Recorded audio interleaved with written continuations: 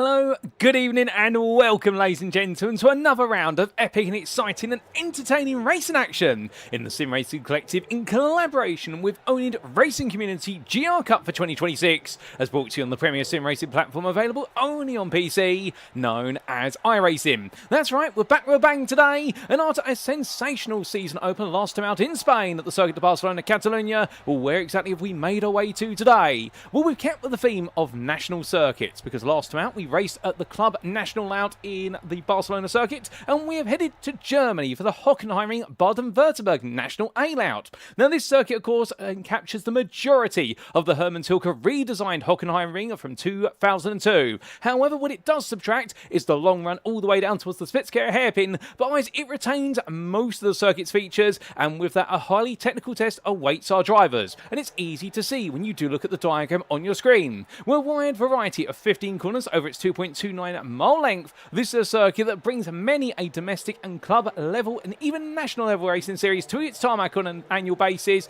and with plenty of overtaking opportunities provided at any of its corners, plus also multiple straights of varying lengths to bunch cars up. We can expect the racing to be fierce, we can expect it to be feisty, and provide all the entertainment that we've come to know and love already. But who exactly is going to be leaving Germany in stellar fashion and bringing home the winners' points? Well, that's what we're here to find out today as we get ready to go racing once again. But alas, where are my manners? Allow me to welcome you all to this live broadcast from Circuit Side as you tune in tonight on the one and only place on YouTube and catch all this racing action on a weekly basis, and as of course on the Sim Racing Collective YouTube channel. Indeed, go to youtube.com and search for TSRC or the Sim Racing Collective, and be sure to subscribe if you want to stay up to date with all the latest racing action, not just on this series, but also our other series, including our Tin Top series, which is being run on Wednesdays, starting in only 2 days' time. But with regards to today's schedule, of course, we're timed in UK time, so that's British Summer Time, BST, or Universal Coordinate Time, +1, UTC +1. And as we can see, in approximately 3 minutes' time, we're heading into our qualifying session. 10 minutes in duration, or drives out of the circuit looking to go for pole, after which we'll then head to the grid for the first of our 2 sprint races. Race number 1, 15 minutes in duration, due to get underway at 8:15, after which we take a brief 3-minute break before making our way to the grid for race number 2, the 30-minute feature race. Double the length, double the distance, and double the excitement, and that's due to get underway at 9:25. In the content, if you have myself, my name is Paul Walsh, and without further ado, let's make our way into recapping the season after round number 1 and what's in wait for today. For as we can see, looking to our calendar, we started off in Spain. Here we are today in Germany. It is the 13th of April, and after this round, we're making our way all the way to the Oceania region for the Australian behemoth. Not Bathurst, but instead the Australian Street Circuit. That is none other than the Adelaide Street Circuit, and that'll be in round number 3 to complete the first half of the season on the 20th of April. After that, Watkins Glen is far off in the future, as is the Brands Hatch Grand Prix Circuit, and also the Circuit of the Americas. But indeed, here we are today then in Germany for the Hockenheimring National A layout. And speaking of that layout, as we look to our circuit diagram on screen, well here you can see it in full. The circuit located at the Am Mottodrom in the town of Hockenheim in the Baden-Württemberg state of Germany. And a huge thank you to iRacing.com, not just their brilliant simulator, but the absolutely brilliant track mats that are contained within it. And therefore we really get an understanding of these circuits before we get to take them on in anger, or at least our drivers do. And a 2-dimensional image here is quite fitting. The fact this circuit has very little elevation change. It is a very flat circuit, but don't worry, not all circuits need elevation change to be an exciting one, and this is a very good example of it. As whilst it was controversial when it was unveiled to the world by Hermann Tilke in 2002, particularly under the eyes of Formula 1 drivers and spectators, well, it's definitely not controversial when it comes to club and national level racing, which is primarily what a GR86 are all focused about. And as our drivers roar the way through turn 1 at Nord Curve, though we carry plenty of speed there for the sharp right-hander before heading up towards the Einfahrt Parabolica hairpin at turn 2. Hard on the brakes they'll go, 3-4 wide on the open laps perhaps, and as they come out of the right-hander, it's then the left-hand king at turn number 4. They'll see our drivers power the way down Parabolica, but not all the way to the Spitzkehrer hairpin. Instead, they'll be coming into the national hairpin at turns 6 and 7, the double apex right-hander that will see them loop their way back immediately into the Mercedes arena. The sharp left-hander, 90-degree corner of turn number 808, and after that is a quick switch back at turns 9 and 10 as they go from left into right before making their way up towards the mobile curve at turn number 10. Through that right-hander, they'll then roar the way up towards the hairpin at turn number 11, will be a very heavily cambered corner at that, and then they'll come through the switchback sequence at turns 12 and 13 to make their way through the double right of Sud curve at turns 14 and 15 to complete lap and do it all over again, or to see the checkered flag. As for our rules, a quick reminder. This is a fixed setup series with setups provided to our drivers ahead of each and every round of racing by the Sim Racing Collective Administration, and the car fuel loads have been restricted to 30 litres, so we are not expecting any pit stops for fuel at any point over the course of the race night. Qualifying will be closed. That means all drivers take to an isolated instance of the circuit where they have no risk of interrupting one another, and they have free fly laps available after their out lap in which to try and go for pole position, so not too many laps in the 10 minutes. As for our races, they'll commence via a rolling start as a tradition of GR86 racing around the globe, and the grid for the sprint race shall be set based on qualifying. That's a given. But when we do go to the feature race, we will see the grid set based on the results of the sprint race, and the top 10 finishing positions will be inverted. Now, each driver has one fast spare available should they need to use it at any point in a race, and the driver shall receive a drive-through penalty if they accumulate 70 more instant points. Meanwhile, all race tuning shall be conducted post-round. But with haste, we make our way back to the circuit side, and as qualifying is about to get underway, let's quickly give you a recap of the championship standings after one round. We begin with the Pro Drivers' Championship, and here we can see Kieran Sharp leads the way after taking the Lions hold of the points last time out, and indeed with regards to his performances, it was a second and a third. Second in the sprint and third in the feature race, and really was the most consistent over the entirety of the day, although he fell short of both pole position and the race wins, but he clearly showed that he had the pace to be able to do both if only things had gone slightly more in his favour. Jonas Wenzel, second there on 43 points, had an incredible end to the day after a bit of a miserable sprint race, only finishing 8th place. He was able to launch his way into the lead going into turn 1 in the feature race and never look back to the German driver. And then completing that top 3 is Tom Davidson on 41 points, and the Sim Racing Collective Esports driver by comparison with his teammate Kieran Sharp, not quite having the fortune but definitely having the bravery and also the consistency, although he did deliver his qualifying laps quite late, but with that almost stole the pole away, although it went the way of Kyle Morby in the end. Speaking of whom, is in 4th place at the moment, and if he'd had some better luck on the day, he would be your championship leader because everything went right in the sprint, but it all went very wrong in the feature race, and Jamie Nuttall's only 2 points behind him, completing the top 5. Craig Dardo in 6th place. Well, the Sim Racing Collective Esports driver definitely looked quick, but he couldn't quite put it all together on the day in Spain. Head of Guillaume Hamling, Martin Blankensteiner, Kieran O'Reilly, and Sarah Dove, who complete your top 10. And behind the Pro Privateer in 10th place, it's David Haynes, FC Lamb, Finlay Secker, and then on 8 points there in 14th, Thomas Lowe, head of James Stone, Radford, and the yet score any point, Bobby Moss, Andrew Pike and Finley Lyons. Meanwhile, in the AM class, we can see here the narrative of the AM class is one that is led by Gareth Ronda, the cracked racing driver, who in the end, after a dismal qualifying performance, made his way through to 4th place in the sprint and doubled it up to take the victory in the feature race, and that's why he's leading by 2 points over Harry Mason, with Bart Raven a sizable point difference behind, the best part of 8 points there. The cracked racing driver right now 9 has more work to do. Indeed, his feature race was definitely one of dismay, given the fact he had a good start, but finished in 9th in the end with plenty of damage to the car. Yuri Shura sits in 4th for oNiD Community Racing, ahead of Alan Gillenboy, and then we do have Matt Smith in 6th place there, ahead of Stefan Hutter, with Aidan Howard, David Barnes and Mark Paiser completing your top 10, and it's Danny Morris ahead of Tony Preston, with Lenny Hansen in 13th, then we have none other than Nuno Mello in 14th place, ahead of Luke Smith, and then it's going to be Brad Bunn and Bjorn Egil Kalsept completing the championship standings. But with our standings recaps, ladies and gentlemen, it's then time to look at qualifying and our drivers on their first flying laps, and as they make the way on around. Well, already we have burned the best part of 2.5 minutes to this qualifying session, but we've seen our warm-up laps be done from our drivers, or their out laps, and now they're definitely into the thick of their fast laps. Remember, they get 3 laps available to them. The first one's always going to be the slowest one. It will be the quote-unquote banker lap, and then we do come on to the 2 laps, which will definitely be a bit quicker. But if you are currently tuning in, don't be shy.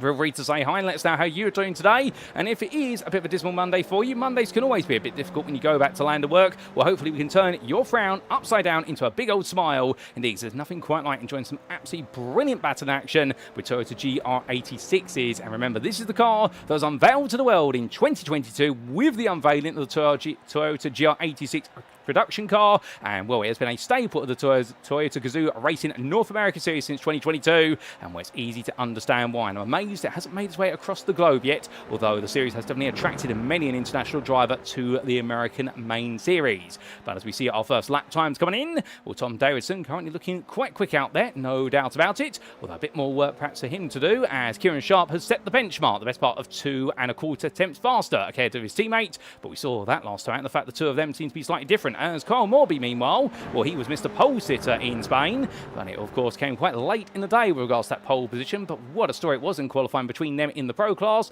and we saw the top 7 overall separated by only 0.3 seconds in total, and 10th through to 15th separated by only 2 tenths, and that's where you're starting to weave in all the AM drivers there. And as a reminder, you will see on these cars, of course, what will be door cards and also windshield banners which do correspond to a driver being in a particular class, whereby if they do have the Goldie brown lettering over the windscreen, plus also on the doors, you will see that they are in the Pro class, and also that's reflective of the fact they do have a gold background in our timing tower. Meanwhile, those with the silvery white background, well, therefore you are looking at none other than what will be, as we do see Yuri Shura making his way around, they will be your AM drivers, and Shura currently second fastest in the AMs, although Bart Raven is currently the fastest. He's trying to make up for the lost time, you could say, and the lost points from Catalonia, where he definitely was one of the quicker drivers, but things didn't quite click together in that feature race, as we said, and he missed out on class pole to Gillenboy by only 900ths of a second in Spain. It was so close between them, and these qualifying sessions, of course, a real test of driver ability. You have no slipstream to work, you have no teammates to try and assist you.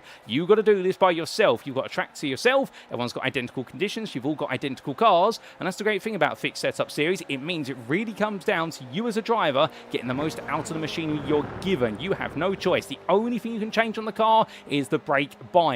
But let's not have any bias away from not getting an on-board lap as we jump aboard here with Kyle Morby as he takes us around for his final flying lap.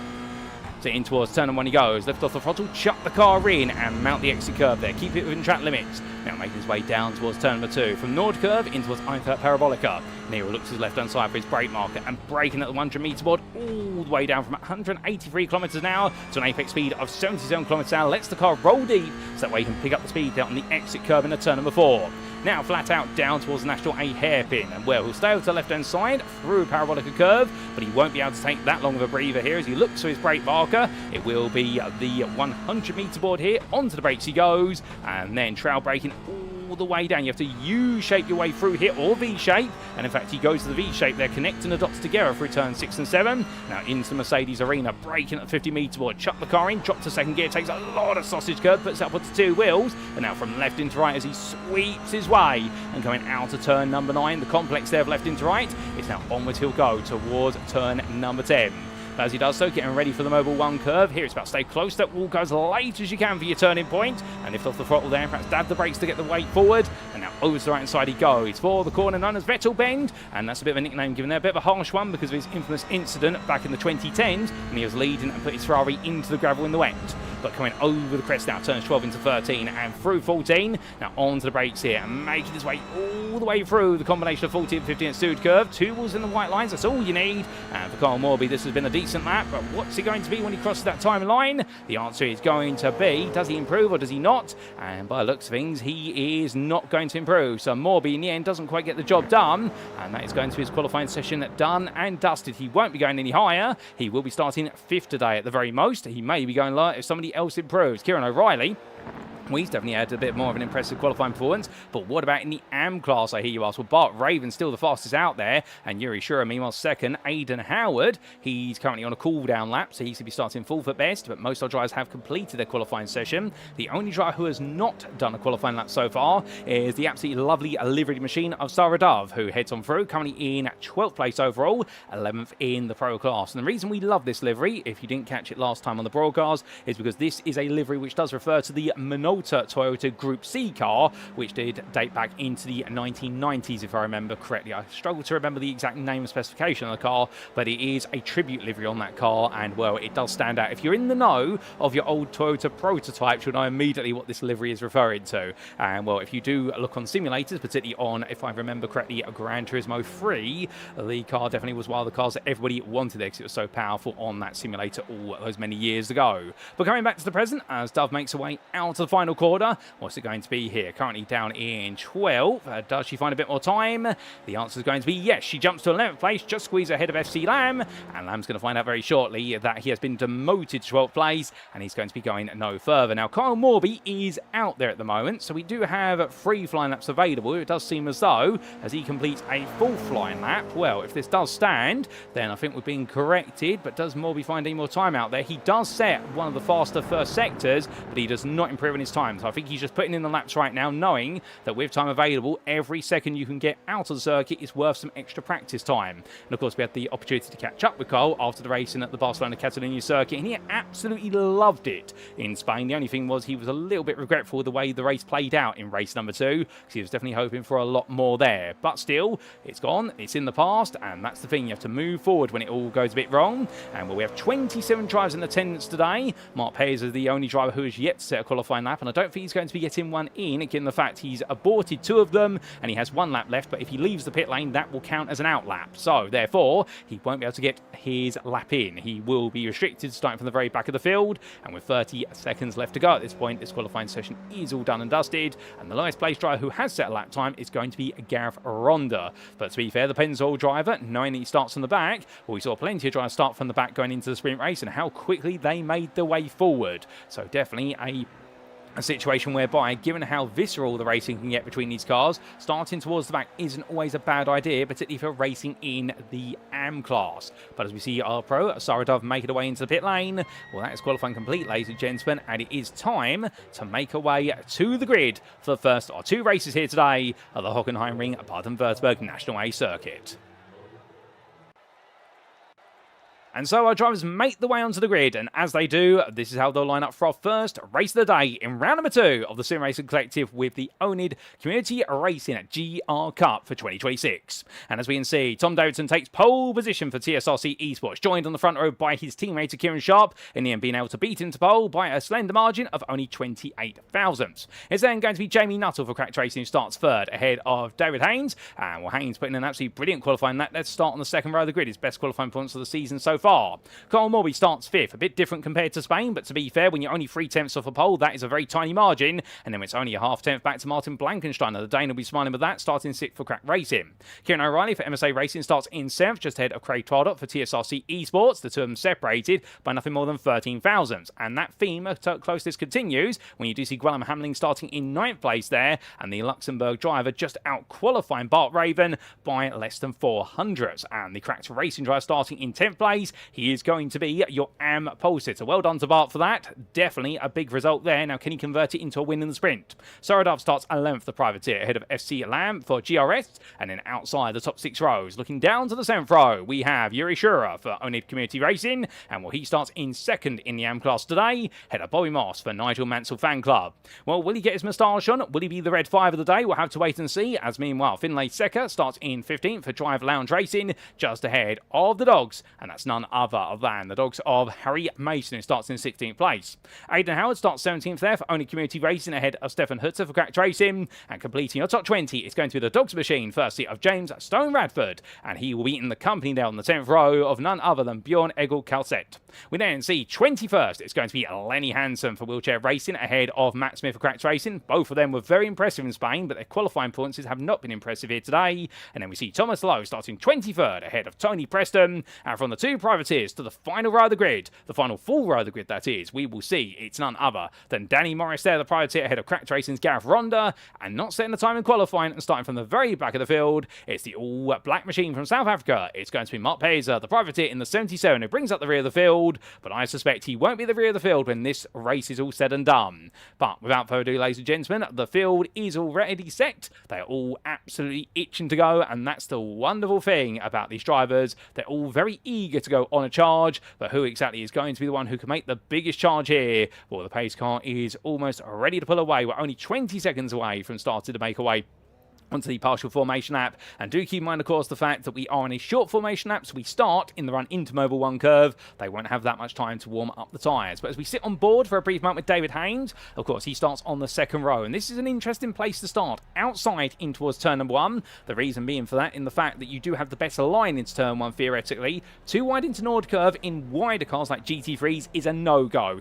In these, you can get away with it, but you've got to be quite compliant to do so. But he'll be happy to be starting him where he is. But as all of our field itches to go, well, the pace car's about to set off, and Tom Davidson will follow him away, as that's a bit too eager there from David Haynes. I think he's waiting for everybody else to go, and in the end I think he lifted off his brake pedal and put the throttle on instead and said, can we go now please, pretty please? And well, I can understand that. He's absolutely eager to go, but keep your cool, David.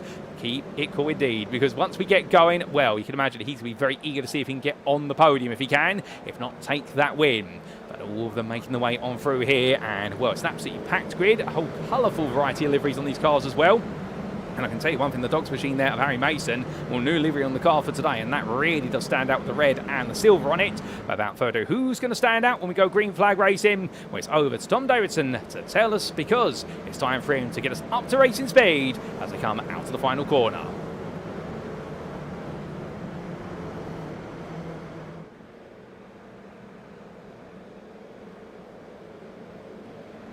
And it's lights out, away we go for our sprint race to kick off round number 2 of the championship, as Tom Davidson gets a good start, but Kieran Schott match them equally as they head down towards turn 1. Everyone fans out there, but it's going to be 4 wide in the mid-pack as they make their way into the opening corner. Our leaders make their way through, 3 wide there on the apex and Ord curve. Brilliant racing, Martin Blankensteiner. Make sure he stays safe. There's Kyle Morby losing out a little bit in the opening run, but down in towards turn 2 they come. The first heavy braking zone, you can see Davidson there puts himself right in the middle of the road, makes them go 3 wide. Sharp on the outside there, David Haynes and Jamie Nuttall keeps it alive. Meanwhile, Bobby Moss still fighting hard here as he fights with FC Lamb and also Aidan Howard and Finlay Secker. And well, 3 wide coming out to the corner. Everyone safely through the opening couple of bends. Absolutely fantastic. Well done to everyone for that. But now coming down towards the National A hairpin. This is where things can get a little bit sketchy, because it's a short run and it's a very heavy braking zone here. And Haynes on the inside, losing out there as Craig Twaddock simply sweeps around the outside trying to make that move count. Meanwhile, Bart Raven further behind, leader of the AM class. He's got Kieran O'Reilly and Yuri Schroeder behind. Oh, that's got a bit wrong there. A Smart Paizo's gone around. And well, number 77's gone backwards. I think he's been in contact with James Stone Bradford and Matt Smith, but as they get themselves back up to speed, we also had a bit of a moment for some drives further up the road, including Lenny Hansen battling with Stefan Hutter, although they seem to have all survived it. And meanwhile, Cole Morby in the purple machine, still fighting hard here on the inside of Martin Blankenstein, and Blankenstein are really going on the attack, but it's Craig Tardot you've got to watch out for. He's making some really good progress here as they make their way in towards turn number 12. Tardot up to 4th place, and right now, how much further can he go in this race? Can he go on to win it? Well, anybody can, to be fair, given how close they all are. The straights just bring the pack back together. Meanwhile, further back, Aidan Howard, he's looking to attack Harry Mason. Mason's had a really good start as well. Moving up into 3rd place in the AMS, and right now FC Lamb and Stefan Hutter behind. Well, understand, I think Mason at this point will be hoping he can keep what is Howard behind for a little bit longer and give himself some security for later in the race. But here comes Howard, looking around the outside. Mason having to go defensive here as they come in towards turn 1, and Aidan Howard going around the outside. Lovely move, scoops it up, and meanwhile FC Lamb gets queued up behind Mason, gets a bit too close for comfort, although he does swing it out there, and Mason will go defensive, but I think this is more to cover off the crack to racing 294 of Stefan Hutter, which we can see they're looking for a move and itching to fight.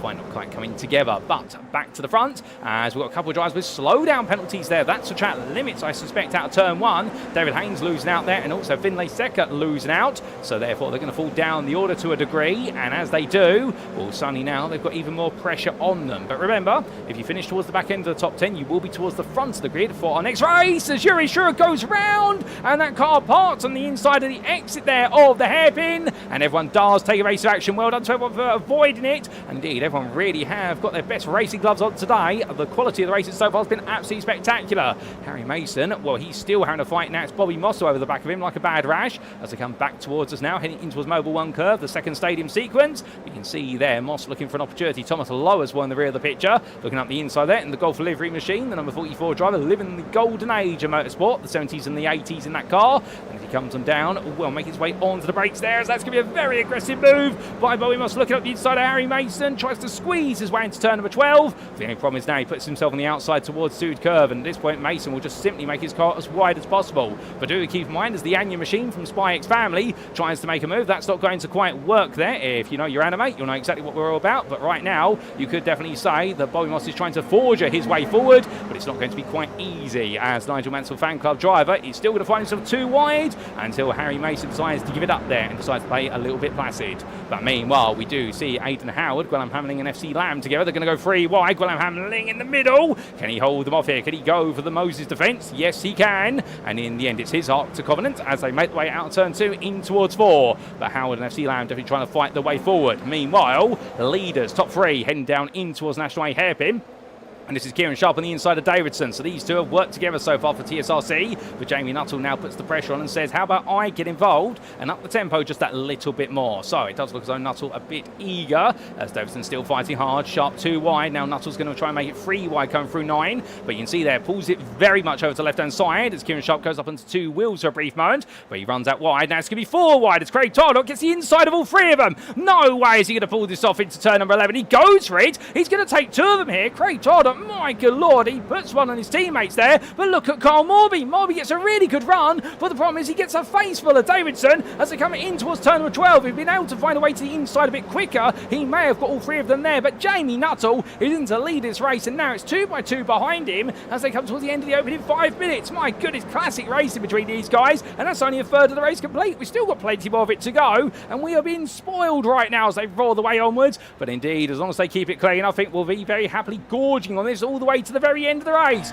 But on to another lap we go, and we look back from the rear of Craig Tardock's car as the 200 driver here making his way out of Nordkurve, runs a little bit wide. I think he gets away with that just about, doesn't pick up a slowdown penalty for that, but those track limits so finicky there, you have to be so careful. Run 2 wide and suddenly you lose it all. But as we see 3 wide behind, well, that's looking very tasty. That's Kieran O'Reilly into the mix here, and O'Reilly, who's got a bit quiet for MSA Racing, suddenly now gets involved a lot more with Morby, Sharp and Blankensteiner. Hold on a second, how on earth did Martin Blankensteiner suddenly get up to 4th place? He just suddenly absolutely lunged his way into that corner. Well, I'll be Blankensteiner right now. Normally he's been quite a safe driver, but I think here today we found the car that really suits and brings out the best in him, because the number 96 driver is enjoying himself. And as he makes his way through turn number 7, we're right now into 5th place there, battling with Kieran Sharp. But you're seeing all this fighting is enabling the top 3 to creep away, and therefore you've got to be smart with your pack-based racing wherever you can. Meanwhile, looking a bit further back, Thomas Lowe and Lenny Hansen fight each other here, and also in the mix is Bobby Moss, although Lowe's going to try and go around the outside of Hansen to get the move done.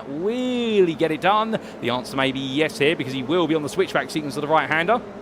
We're getting ready now to go towards what will be the braking zone for turn number 11, as we get that wonderful barrier shot there, which shows them coming through at full speed. And as they make the way in towards the right-hander, well, a bit outside there, and that's going to be Lenny Hansen devoted down 2 places on the outside of Mobile 1 curve. It's not a place to be when you are too wide. But further back, Yuri Shura, the man who was turned around earlier in the race at turn number 7, we'll get a replay of that shortly. Looking for a move here on Danny Morris. Can he get the move done? Not quite. He can intimidate, but he cannot instigate, and that's the problem he's got at the moment as he heads on towards another lap and into the second half of this race. Although I think Danny Morris is going to be feeling a lot of pressure here as we look down over the front of the Coach Dave Academy sponsored car, and the only community racing driver looking for a move up the inside of the Moser machine. He's going to get that, as that's going to be a mistake there for Morris. Runs a little bit too wide, and he will lose momentum. Or will he now? Because the thing is, Morris is on the outside, and Shura here is going to try and get his nose in, and he will get that move up into 23rd place or 10th in the AM class. Nice move from Shura, but now he's got even more work to do. Stefan Hutter, meanwhile, he's fighting for 2nd, 3rd and 4th here in the AM class, because behind him that's Aidan Howard and Harry Mason, 2 of his class rivals. As Bart Raven, meanwhile, he's checking out up the road. He's running away with that AM lead like nobody's business. And intriguingly, should Bart finish where he is currently, he's 9th, and he doesn't lose any more places, he will be the only AM driver inside the overall top 10, which will mean that Sonny, unlike Spain, will have 1 AM driver at the very front of the field, and the rest of the AMs will be scrambling for places outside that top 10, which will feel very special to Raven. It could really be a golden opportunity to make it 2 from 2 here today. But again, that's the theory, but will it play out that way in the next 7.5 minutes, let alone the second race of the day, will we double the time distance to 30 minutes? Well, we'll wait to see. Let's not get ahead of ourselves here, as we do see the drivers come back to us now, and as they do, well, Harry Mason still looking to go on the attack. Thomas Lowe and Bobby Moss a bit further back, the 2 pro drivers looking to try and get involved a bit later on perhaps. But right now everyone is calming down for a little bit, and just gives us an opportunity here to see what's going to build up to the final crescendo.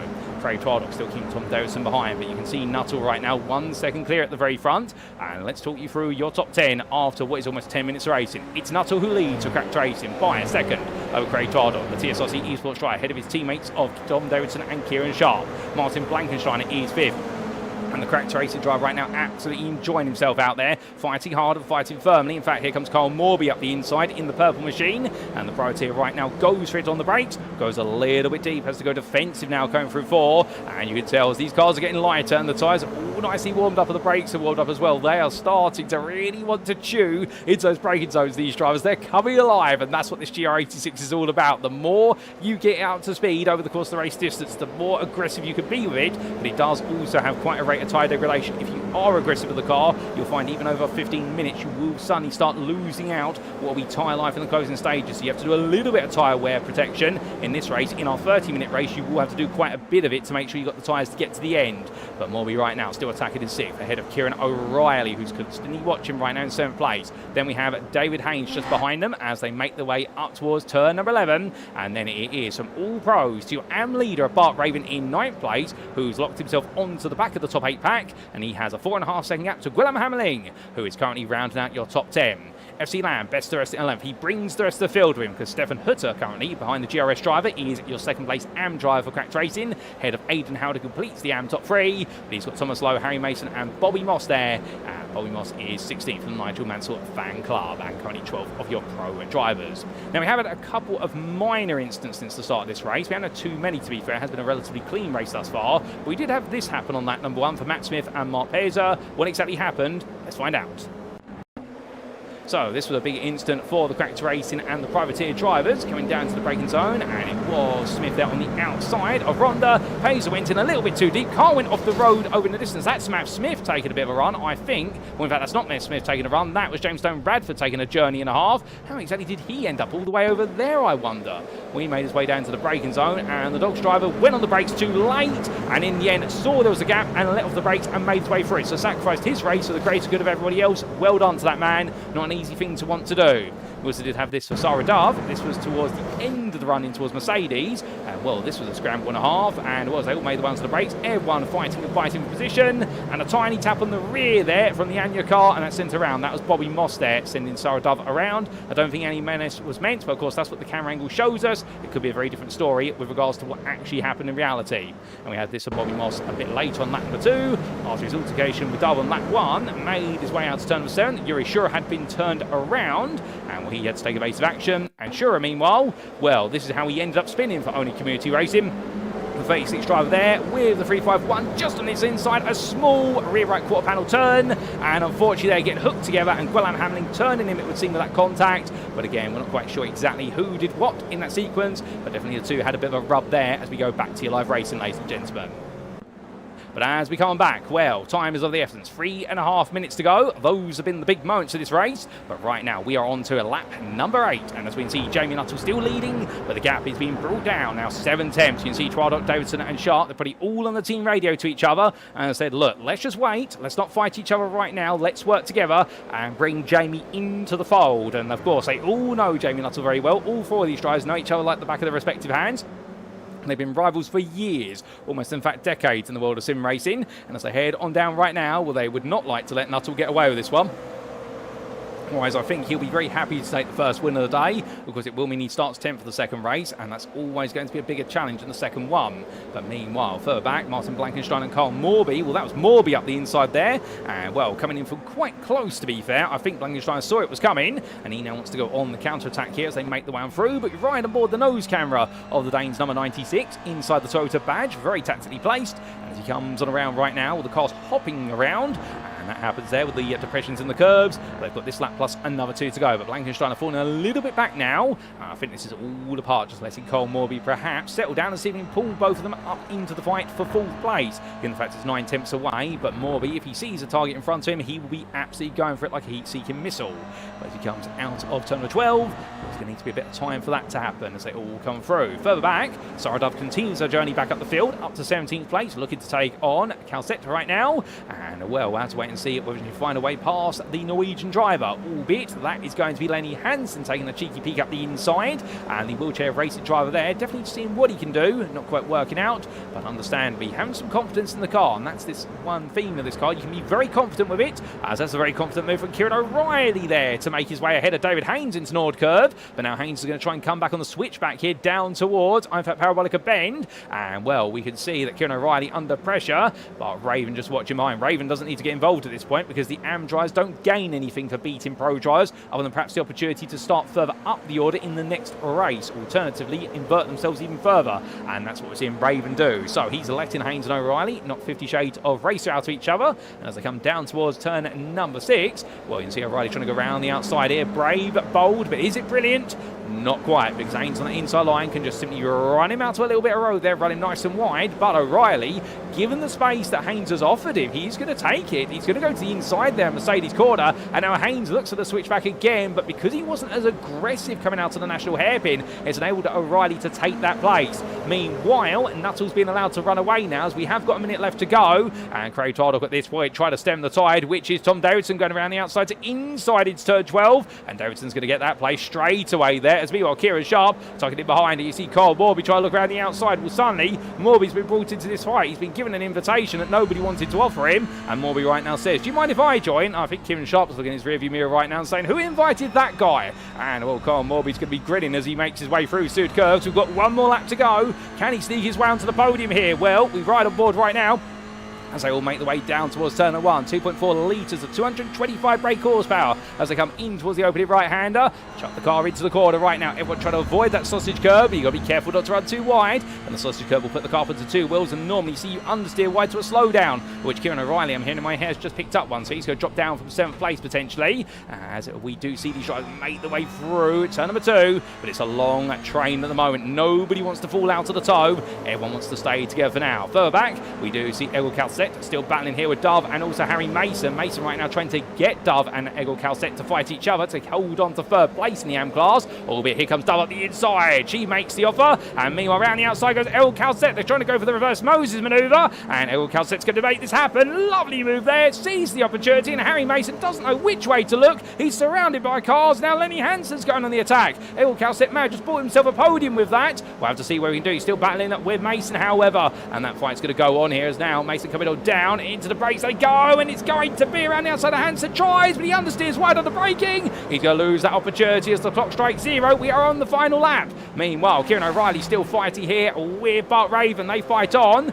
but we're going to have to leave them alone because back to the front of the field we come. And here we can see right now that for Jamie Nuttall, it's only a couple more corners to go. He makes his way through turn 13 and right his way in towards 14 and 15 right now. Through Sud Curve he comes, and for Jamie Nuttall, well, what a start today this has been. Started 3rd, and all the fighting around him as he runs wide out the final quarter. Well, that's not going to stop him from taking victory here in the first race of the day. Head of Tom Davidson and Craig Tardock, that is your podium. Kieran Sharp and Kyle Morby complete the top 5, but for Bart Raven in 9th place, that's the AM win, and he will be the only AM driver inside the top 10 version. He'll start 2nd in the next race. William Hamling will take pole position in race number 2. FC Lamb is best the rest in 11th place, just ahead of Stefan Hurter, who takes the 2nd spot on the AM podium. Well done to the cracked racing driver. And behind Bobby Moss, Thomas Lowe and Sarah Dove, it is going to be a Bjorn Egil Calcett who takes the final spot on the AM podium with 16th place, ahead of Harry Mason and Lenny Hansen, who complete your AM top 5. What a race between them. Yuri Shura, to be fair, he was spun on the opening couple of laps, but he recovered to a very good 21st and 8th in the AM class. Plenty of brilliant action out there. We've still got a couple of drivers to see their races through to the conclusion. Let's give them all a round of applause, ladies and gentlemen, as we do look to none other than Danny Morris as he comes towards the timeline there in a slightly bruised Toyota, but they'll get the hammers out for that and the spanners with it, and the 101 car will be fixed there. The number 101 in the 11th in the AM class in the end, and we will see Mark Paiser coming through shortly to round off his race in 26th place as he comes on around, and we do say hello as he does so to Mark Kent in the YouTube chat, who's enjoyed himself out there, and good evening to you, good sir. But here comes Mark Paiser to the line, 12th in the AM class, 26th overall, and then we have Finlay Secker in the end. He'll be your last finisher of this race, 27th on the lead lap, and the Drive Lounge Racing driver just not having a happy day in the office in this one. But remember, there's another race to come, and there's always another opportunity. But as everyone cools down for a moment, what an opening race here. And well, we've got even more to come in race number 2. But with that, as we do take our 3-minute respite, let's give you a quick run through those race results subject to any stewards' inquiries.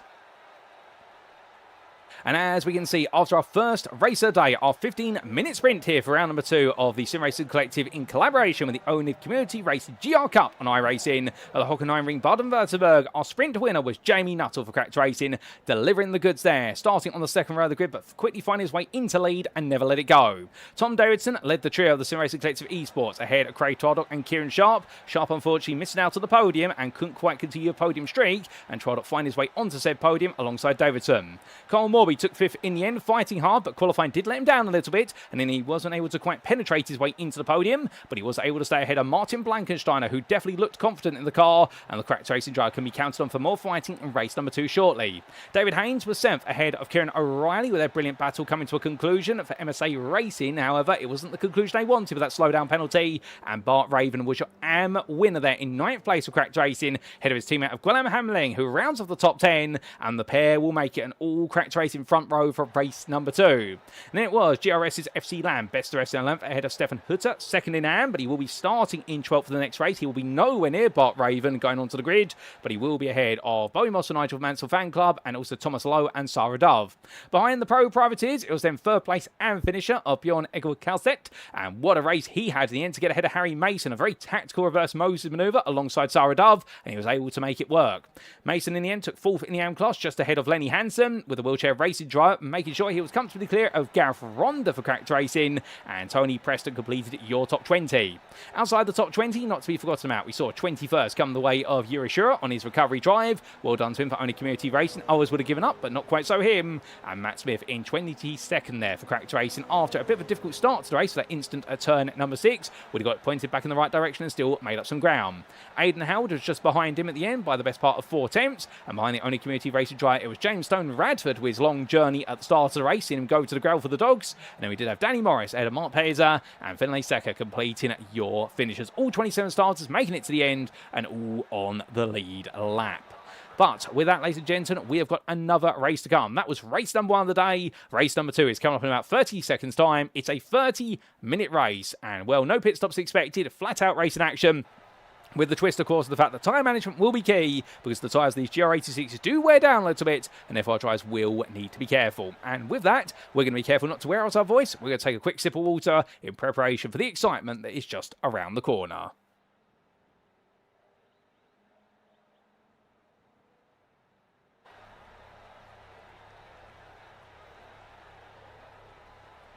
And well, water has been acquired, water has been drunk, and well, Mark Kent, they're saying the Toyota 88C Group C car, I think that livery is from, and indeed, I think you'd be absolutely right, good sir.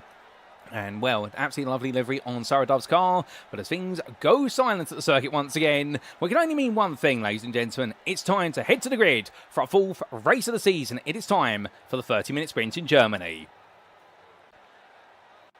And so as our drivers make the way onto said grid, this is how they'll line up for race 2 of 2 here today. And of course, this grid set by a top 10 inversion of the results from the sprint race. So it does mean Hockenheimring takes his first pole position of the season, starting there on pole for Cracked Racing, and he will be joined on the front row of the grid by his teammate Bart Raven and pole sitter, and with the best part there of 10 places between himself and the next AM car, it could be a golden opportunity to make it a double AM victory today. Kieran O'Reilly starts in 3rd there for MSA Racing, and well, what a race he had, making plenty of progress in the first half, but gradually falling backwards in the second half. Expect him to definitely dig in deep. If he can get his hands on that lead, I suspect he's going to make his GR86 so wide you would think he was driving a Prius. He will then be joined on that second row by David Haynes, the privateer, and well, David himself enjoying a brilliant scrap with Kieran O'Reilly, but can the lime green mean machine beat out O'Reilly? We'll have to see. Starting in 5th, Martin Blankensteiner, one to watch out for Cracked Racing. Absolutely brilliant underbraking in the car, but can the Dane be daring enough once again to make up some places? Well, Carl Morby, the privateer, definitely on a bit of a back foot in race number 1 after qualifying didn't go his way. But what did he do in this one, given the fact he's starting ahead of those who outpaced him? Speaking of which, the trio of the Sim Racing Collective Esports is Kieran Sharp starting 7th, Craig Twardock starting 8th, and Tom Davidson starting 9th, start behind Morby. And then your winner from race number 1 overall in Pro, Jamie Nuttall there, completing your inverted top 10 for Cracked Racing, looking to try and make it 2 from 2. FC Lamb starts best dressed in 11th place there for GRS, couldn't quite make his way into the top 10, didn't have the pace to stay with the top 10, and had the pace to break away from everybody else, but he'll be hoping he's able to break away again from the rest of the field, as headed by Stefan Hutter starting 12th for Cracked Racing, 2nd of your AM drivers. Outside of your top 12, meanwhile, starting in 13th place, it's Bobby Moss for Nigel Mansell Fan Club, and more the Red 5 will try to go on the attack once again, as Thomas Lowe lines up alongside him, 14th from the grid, the privateer.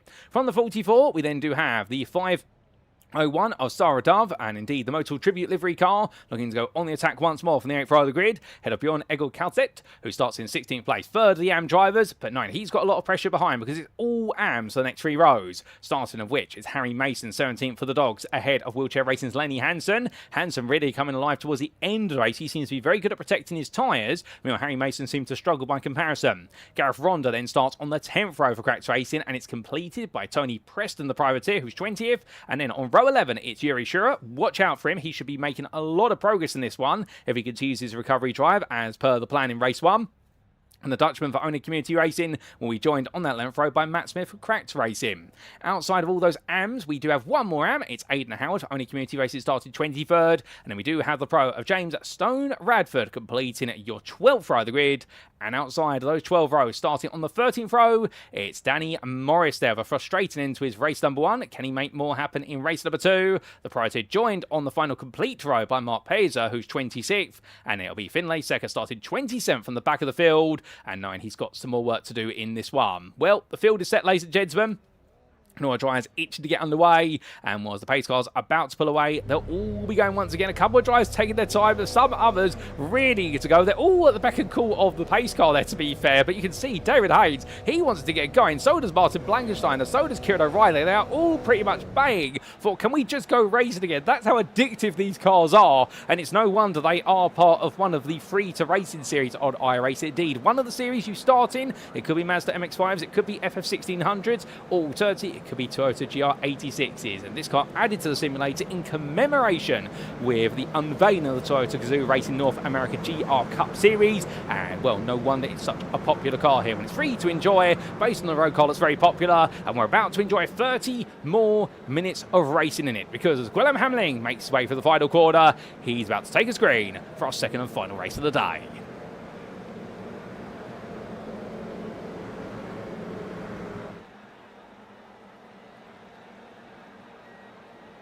And it's lights out, away we go for race number 2 as Hamlin leaves it late. In fact, a slow start for Hamlin is going to cause the whole field to spread out behind him. This is going to be interesting to turn 1. That's going to be 4 wide at the front of the field. And suddenly everyone carves it down. 2 wide they're going, but Raven scoops around the outside. Lovely move from Raven. The top 10 are all safely on through. What about further down? A few drives go wide. Oh, something's gone around. And I believe that's number 77 there. In fact, no, that's number 70 to Harry Mason that's been turned. So Mason's gone around. A couple other drives have gone with him. We'll get a replay of that when we can. But Bart Raven under pressure and David Haynes. Well, David Haynes right now, I can tell you one thing, he's had his Weetabix for breakfast in the run to this one because he's absolutely charging. And as they make their way down towards turn number 6, he's going to look for a move here on Raven. He is going for it straight away. Haynes is not messing about. Onto the brakes he goes and into lead. Will he? Well, it's going to be Raven out. Breaks in there. So Raven says, no, you don't. And as they all cover down here now, the big Constantina queue of cars all make their way down. But Bart Raven in that outside line does give up to David Haynes. So Haynes is now your leader overall as they come in towards Mercedes-Benz. But still 2 by 2. I promise you, we're not on an extended formation up here. We are racing. And right now, they're side by side all the way around the circuit as Kieran Sharp defending half of Kyle Morby, and Morby right now definitely on a bit of an aggressive start, but he's fallen back as a result. But heading on through in towards the next sequence of corners. Well, Craig Twardock, he started in 8th, it should be pointed out. He's already up into 3rd place. Twardock was able to sneak through there. Indeed, right now sometimes you've got to be very cunning, and that's exactly what the 200 driver is good at doing. But we can see all the field heading around. Stefan Hutter, meanwhile, second of your AM drivers. He's gained 1 place. He's now ahead of FC Lamb. And he's all over the back of Martin Blankensteiner. Blankensteiner's had a miserable start to this race, jumping all the way down from 5th to 10th. That is not the way he's wanted it to go whatsoever, but sometimes that's the way it does go. And right now, Hoods would love to be able to follow Blankensteiner forward. He would love to be able to get closer to Bart Raven. But you can see Raven right now, he's running in 4th place. He's right behind Craig Tardock. It's not going to be easy, but the long line of cars makes his way onto another lap. But as he does so, we'll fight towards the back of the long line here, including where's Matt Smith getting involved. Also, Finlay Secker recovering after a dismal race number 1. Up the inside there, James Stone Radford, winning to 14th in the Pro Class and 19th overall. But in the foreground, Martin Blankensteiner serving a slowdown penalty as they come in towards Einfahrt Parabolica curve, and that puts them all the way down to 14th place. Those slowdowns absolutely punishing, no doubt about it, but that's what they're designed to do there. You go slightly outside the track limits, whether you were aided on that journey or not. iRacing does not care. What it does care about, meanwhile, is you not gaining any time, and that's why you do pick up those penalties. We do see a move there from Lenny Hansen. Looks once, now looks the other side. Blankenstein has to go defensive, has to make sure he does not outbrake himself into the side of Yuri Shura, and I think Yuri Shura would not be too happy if that was to happen. I think he'd be at that point himself, why is it always me?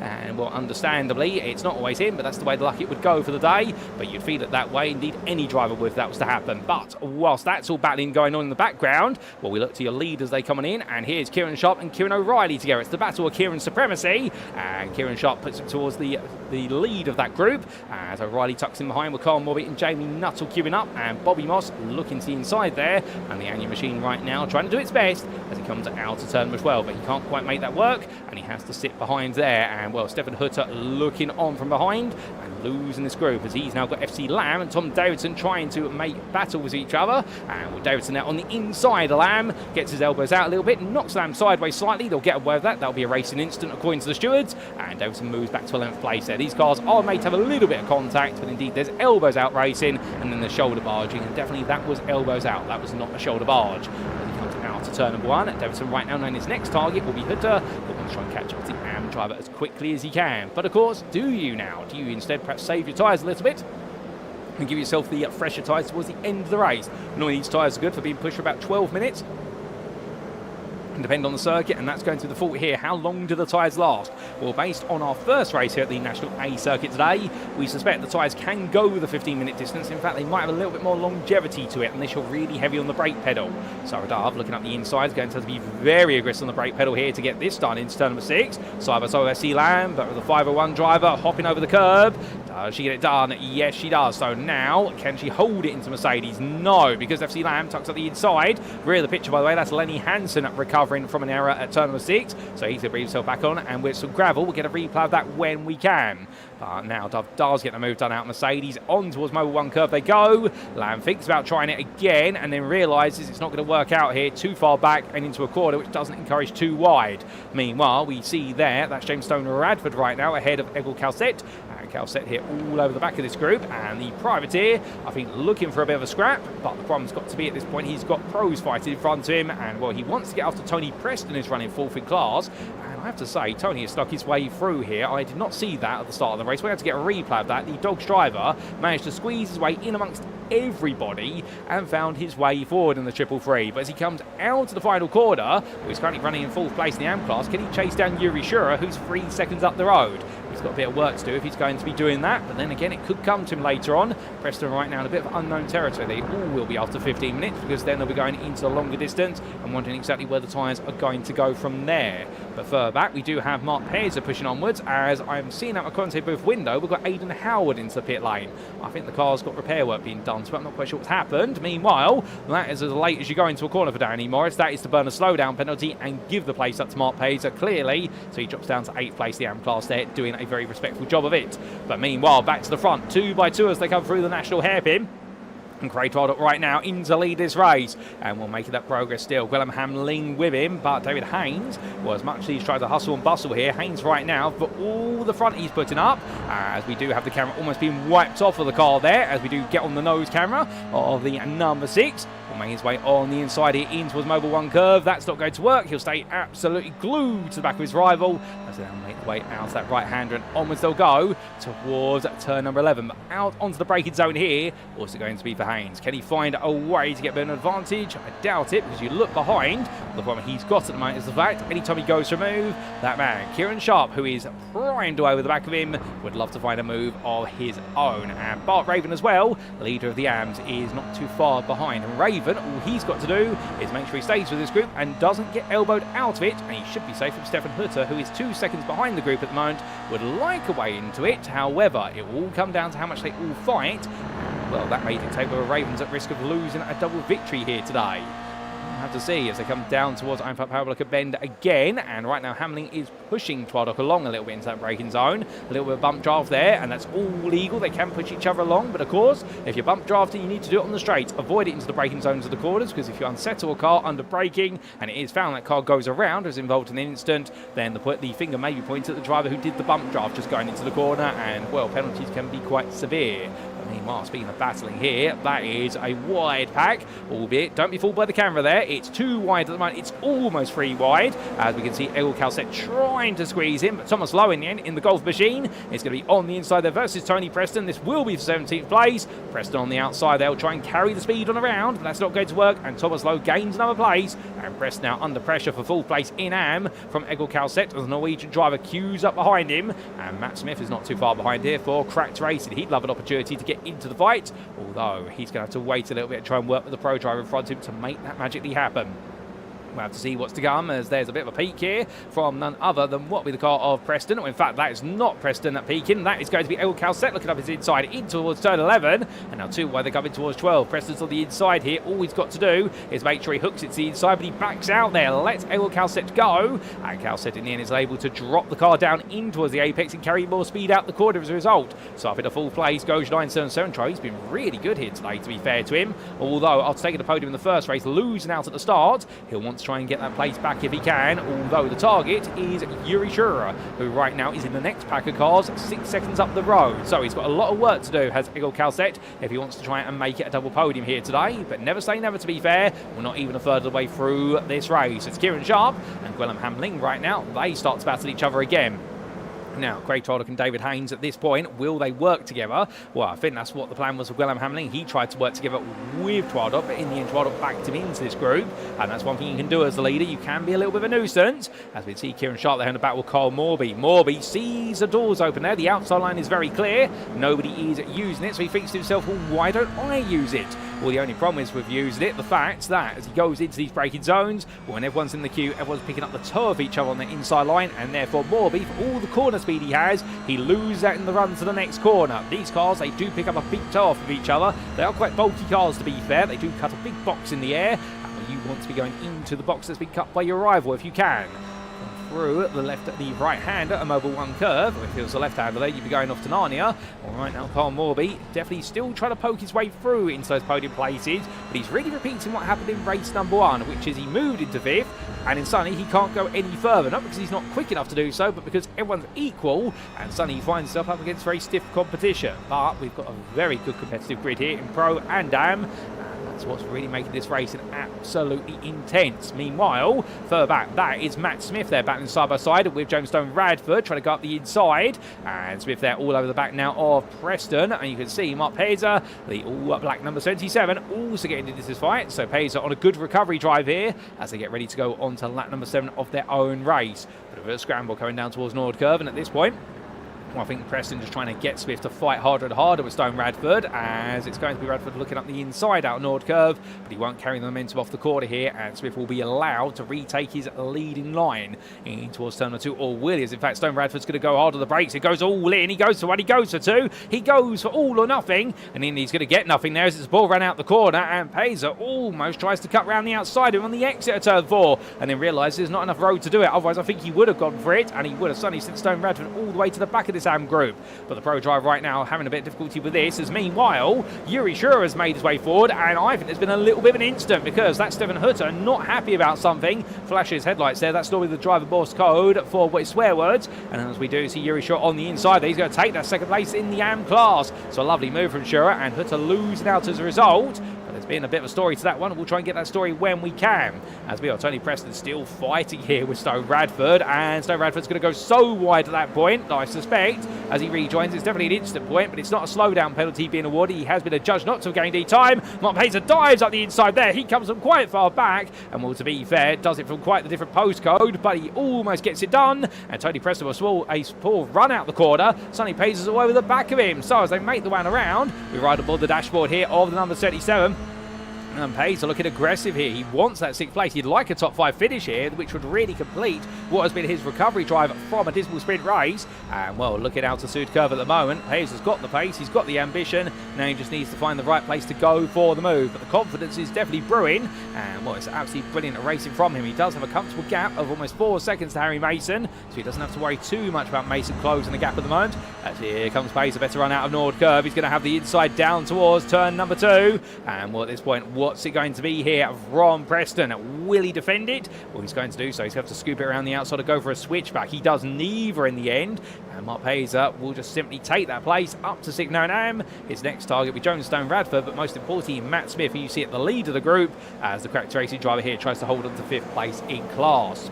But with their battling going on, we look back to the leaders for a brief moment, and very shortly we are going to get some replays of some of the big moments since we went green flag racing, including what happened to a couple of drives on the opening corner of the open lap. But Craig Twardock still your leader ahead of David Haynes, Hockenheimring, Jamie Nuttall and Kieran Sharp, your top 5 in this long line of cars that extends all the way back to 10th place, because you've got Kyle Morby in there, Kieran O'Reilly, Tom Davidson, Bobby Moss, who you see here in 9th. They're all pros, and then you do have your lead in Amber Bart Raven. He's fallen to the back of this group with Sarah Dove and Martin Blankenstein trying to catch up. You can see Dove there in the rear of the picture. In fact, Dove is catching very quickly onto this group, and then it'll be Blankenstein. Then it'll be FC Lamb. They're all pro drivers, and then you'll come to Yuri Schura and Stefan Hutter, 2nd and 3rd in the AM class. Now, if we could see the top 15 come together in a long line, this will suddenly turn this race on its head, although not if Stefan Hutter makes a mistake like that, coming out to Sud curve. Running a bit too wide, too much speed there, puts the wipers on to get the gravel off the windshield, but right now that could have cost him a bit too much time as the leader's covered down. And we were going to cut to some replays, but in fact we're going to stay with your live pictures just for a little bit longer, as right now Hamlin looking up the inside there, Twaddock going defensive, trying to park the bus so that way David Haynes can't carry any momentum out the corner, and does so, and everyone queues back up immediately here. Craig Twaddock really the orchestrator of this group, and right, he's trying to get everyone to fight each other. But the problem is everyone knows what he's trying to do, and at this point they all just want to stay in touch with one another and make sure they all stay as a pack. They're all thinking about the final 5 minutes, not the final 15 minutes as they come around, and therefore the game plan here is just simply to play the game of work together with your fellow driver, have a little scrap, go side by side, but never do anything that's going to split the field, as we see Kieran Sharp hand defend off Jamie Nuttall. Nuttall now looking for a move on him, and Nuttall's going to have his nose onto the inside there at turn 9. That's going to work out quite nicely for Nuttall. He will get that 4th place off a Sharp, so long as Nuttall commits to the bit here coming down towards Mobile 1 curve. If he doesn't back out, Sharp here's either going to have to wager it all in and put some extra wear on those left-hand side tyres, or he's going to back out, and he can't back out in fact because Kyle Morby's right there, so suddenly he'll lose out. David Haynes runs a bit wide, so that's be Hamlin trying to go around his outside at turn 12, and in the end it gets that done. Lovely move there for Gwellam Hamlin, full confidence and respect being given by David Haynes. Haynes, to be fair, could have lent on him a little bit but decided not to out of fairness, and as he tries to come towards the end of this lap, we've got another 15 minutes of it to go. And I can tell you one thing, if the race has been like this for the opening 15 minutes, we are in for a treat for the second half of this race. But just when we come to the second half, we head back in time to what exactly happened on the opening lap.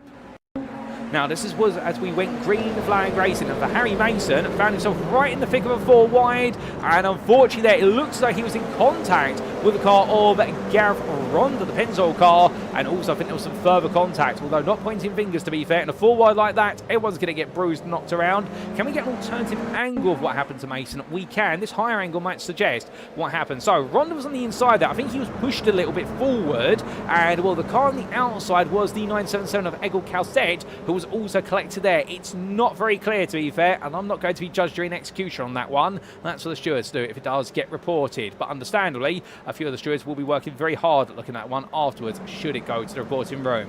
Sadly, we did have this happen to Aidan Howard on lap number 2, the only community racing driver who did have to come into the pit lane for repair work, and this was, oh, that was a very nasty knock there to the side of the car, and I believe Aidan Howard sent up into the air, and well, a bit of a scary one, and this was the on board, the man who was side by side with him. This was Egil Calcett battling. So looked to the inside, saw the door was open and went onto the brakes, and he thought he had the right to the inside line there, so he didn't really feel anything other than the initial contact. But you know, Aidan Howard being catapulted out the way, unfortunately. That's a bit of a contentious one between those two. It will come down to how much overlap there was and whether Howard should have had the right to turn in or not. This was Lenny Hansen getting it completely wrong at the hairpin, out breaking himself into turn number 3 because he was so focused on battling with the driver alongside of him. Understandable, we all made that mistake. The wheelchair racing driver in the end getting it turned around quite quickly, so well done to him for that. And then we did have this bit of a moment for Danny Morris on lap number 4. And this was your 101 driver, making his way through Nord Curve, and in the end he more went around Nord Curve, literally speaking, as he did bring it back on, and Mark Hayes was to take the place off him shortly afterwards. But after that, we did have this big moment for Bobby Moss, and this was the Anya machine, having it go a bit wrong for Nigel Mansell fan club. It was coming out of Seward Curve, took a lot of apex there, in fact so much he carried way too much speed, and the car understeered wide, and in Sun he fell to the back of the leading group. So a bit of an innocent error, we all make errors like that, and Bobby Moss no stranger to it. And he comes back onto the road, and we head back to your live racing, ladies and gentlemen. But as we do, well, there's still plenty more time in this one, as that's a mistake there from Hockenheimring, goes very deep at turn number 7, and well, could we be starting to see tyre wear playing its role in this race, because we are now almost 20 minutes in, and these tyres, as we mentioned earlier, they will last till somewhere between 12 to 15 minutes at full push, and well, Hamling has been working very hard over the course of the opening 15 minutes, so hard in fact that you could theorise that perhaps he's pushed the tyres a little bit too aggressively, and once these tyres warm up, the rate of degradation really does build quite rapidly. And Saradava, Martin Blankensteiner there, you can see them, they are all into this mix. As Bart Raven has fallen to the back of the group. He's fallen down to 12th place. I think that's by choice for Raven. I think he's not opted not to fight with the pros. He doesn't want to. All he's thinking about is winning in the AM class and making it 2 wins back-to-back, and therefore getting himself a massive points injection. The only problem he's got here is the fact that FC Lam is the gatekeeper right now to Yuri Shura and Stefan Hudson, but particularly to Shura, who I can tell you one thing, if he was to finish second in AM as he's currently set to do so, well, that would be a story in itself in this race. But for the number 36 driver, if he could take home the AM win, what a turnaround that would be. That would be something special for him, and right now he's got to have the faith that FC Lam will help him get there and the lead group will fight. But Shura here, I think, wants to take things into his own hands for a brief moment. Goes up the inside, and Lam, to be fair, backs off on entry into the corner. The GRS driver sees what Shura's tried to do and says, right, if you're going to do that, I'm not going to fight you, I'm going to tuck in behind and work with you instead. They both are trying to work together. As the saying goes, the enemy of my enemy is my friend, and right now they may both be enemies for overall position, but they want to work together here to try and find a way to get into that lead group until, well, it seems though straight away FC Lam actually wants to place back there, and Shura Sun is going to be made to go very deep at turns 6 and 7, so scrap all the enemy my enemy is my friend logic. Right now there's still enemies out there as they make their way up towards the Mercedes arena, and well, this is going to cost them so much time, and it's great fighting between them, don't get me wrong, but I think this fighting is going to be very costly when I look back at it, because Bart Raven is now 3 seconds up the road. This fighting has cost them a whole 1.3 seconds already, and I don't think it's over yet, because Shura right now on the outside, Lam on the inside on the left of your picture, and Shura's going to have to hang it around the outside. Will he be able to get it stopped in time? Yes, he will, and Stefan Hutzer, meanwhile, has suddenly been given a lifeline to get right back in this fight, but Lam's going to try and go around the outside now. He refuses to give in, the 64 driver. And, well, I don't think giving up is in his vocabulary. And it's understandable right now. He is fighting hard, but fighting fair. And this fight absolutely running rampant. Meanwhile, let's not forget about the fact we've got some battling going on further down the order. Matt Smith still fighting with Mark Peza for 5th place in AMS. They're looking at pinch points of each other. And Tony Preston, after his impressive opening 7 minutes this race, well, he's fallen back a little bit, but he may still have an opportunity to get involved later on. But speaking of involvement, well, we come back to your leading group, and particularly the back end of it, and we do see Kieran O'Reilly right now in a bit of a three-way altercation here with Gwellam Hamling trying to hang around the outside. Meanwhile, behind, that is Tom Davidson riding his rear bumper. Albeit it seems as though the drivers right now switching from side to side, and Davidson here getting a good run off the corner, but it's going to be Kieran O'Reilly who's going to be on the inside for MSA Racing International hairpin, as you've got the momentum here to beat will be Hamling on the brakes. We know Hamling's very late on the anchors, although so late in fact, but I can imagine those brake temperatures are getting quite tasty hot, and well, Kieran O'Reilly up the inside there, that's going to be said and done, and he will immediately pull to the inside there for Mercedes, knowing that Hamling would have dived up the inside otherwise. So now he's hoping that Tom Davidson will do his part of the job, which is to try and fight his way side by side of Vrew, and he'll do that. So Davidson will take that place as they make the way up towards turn number 11.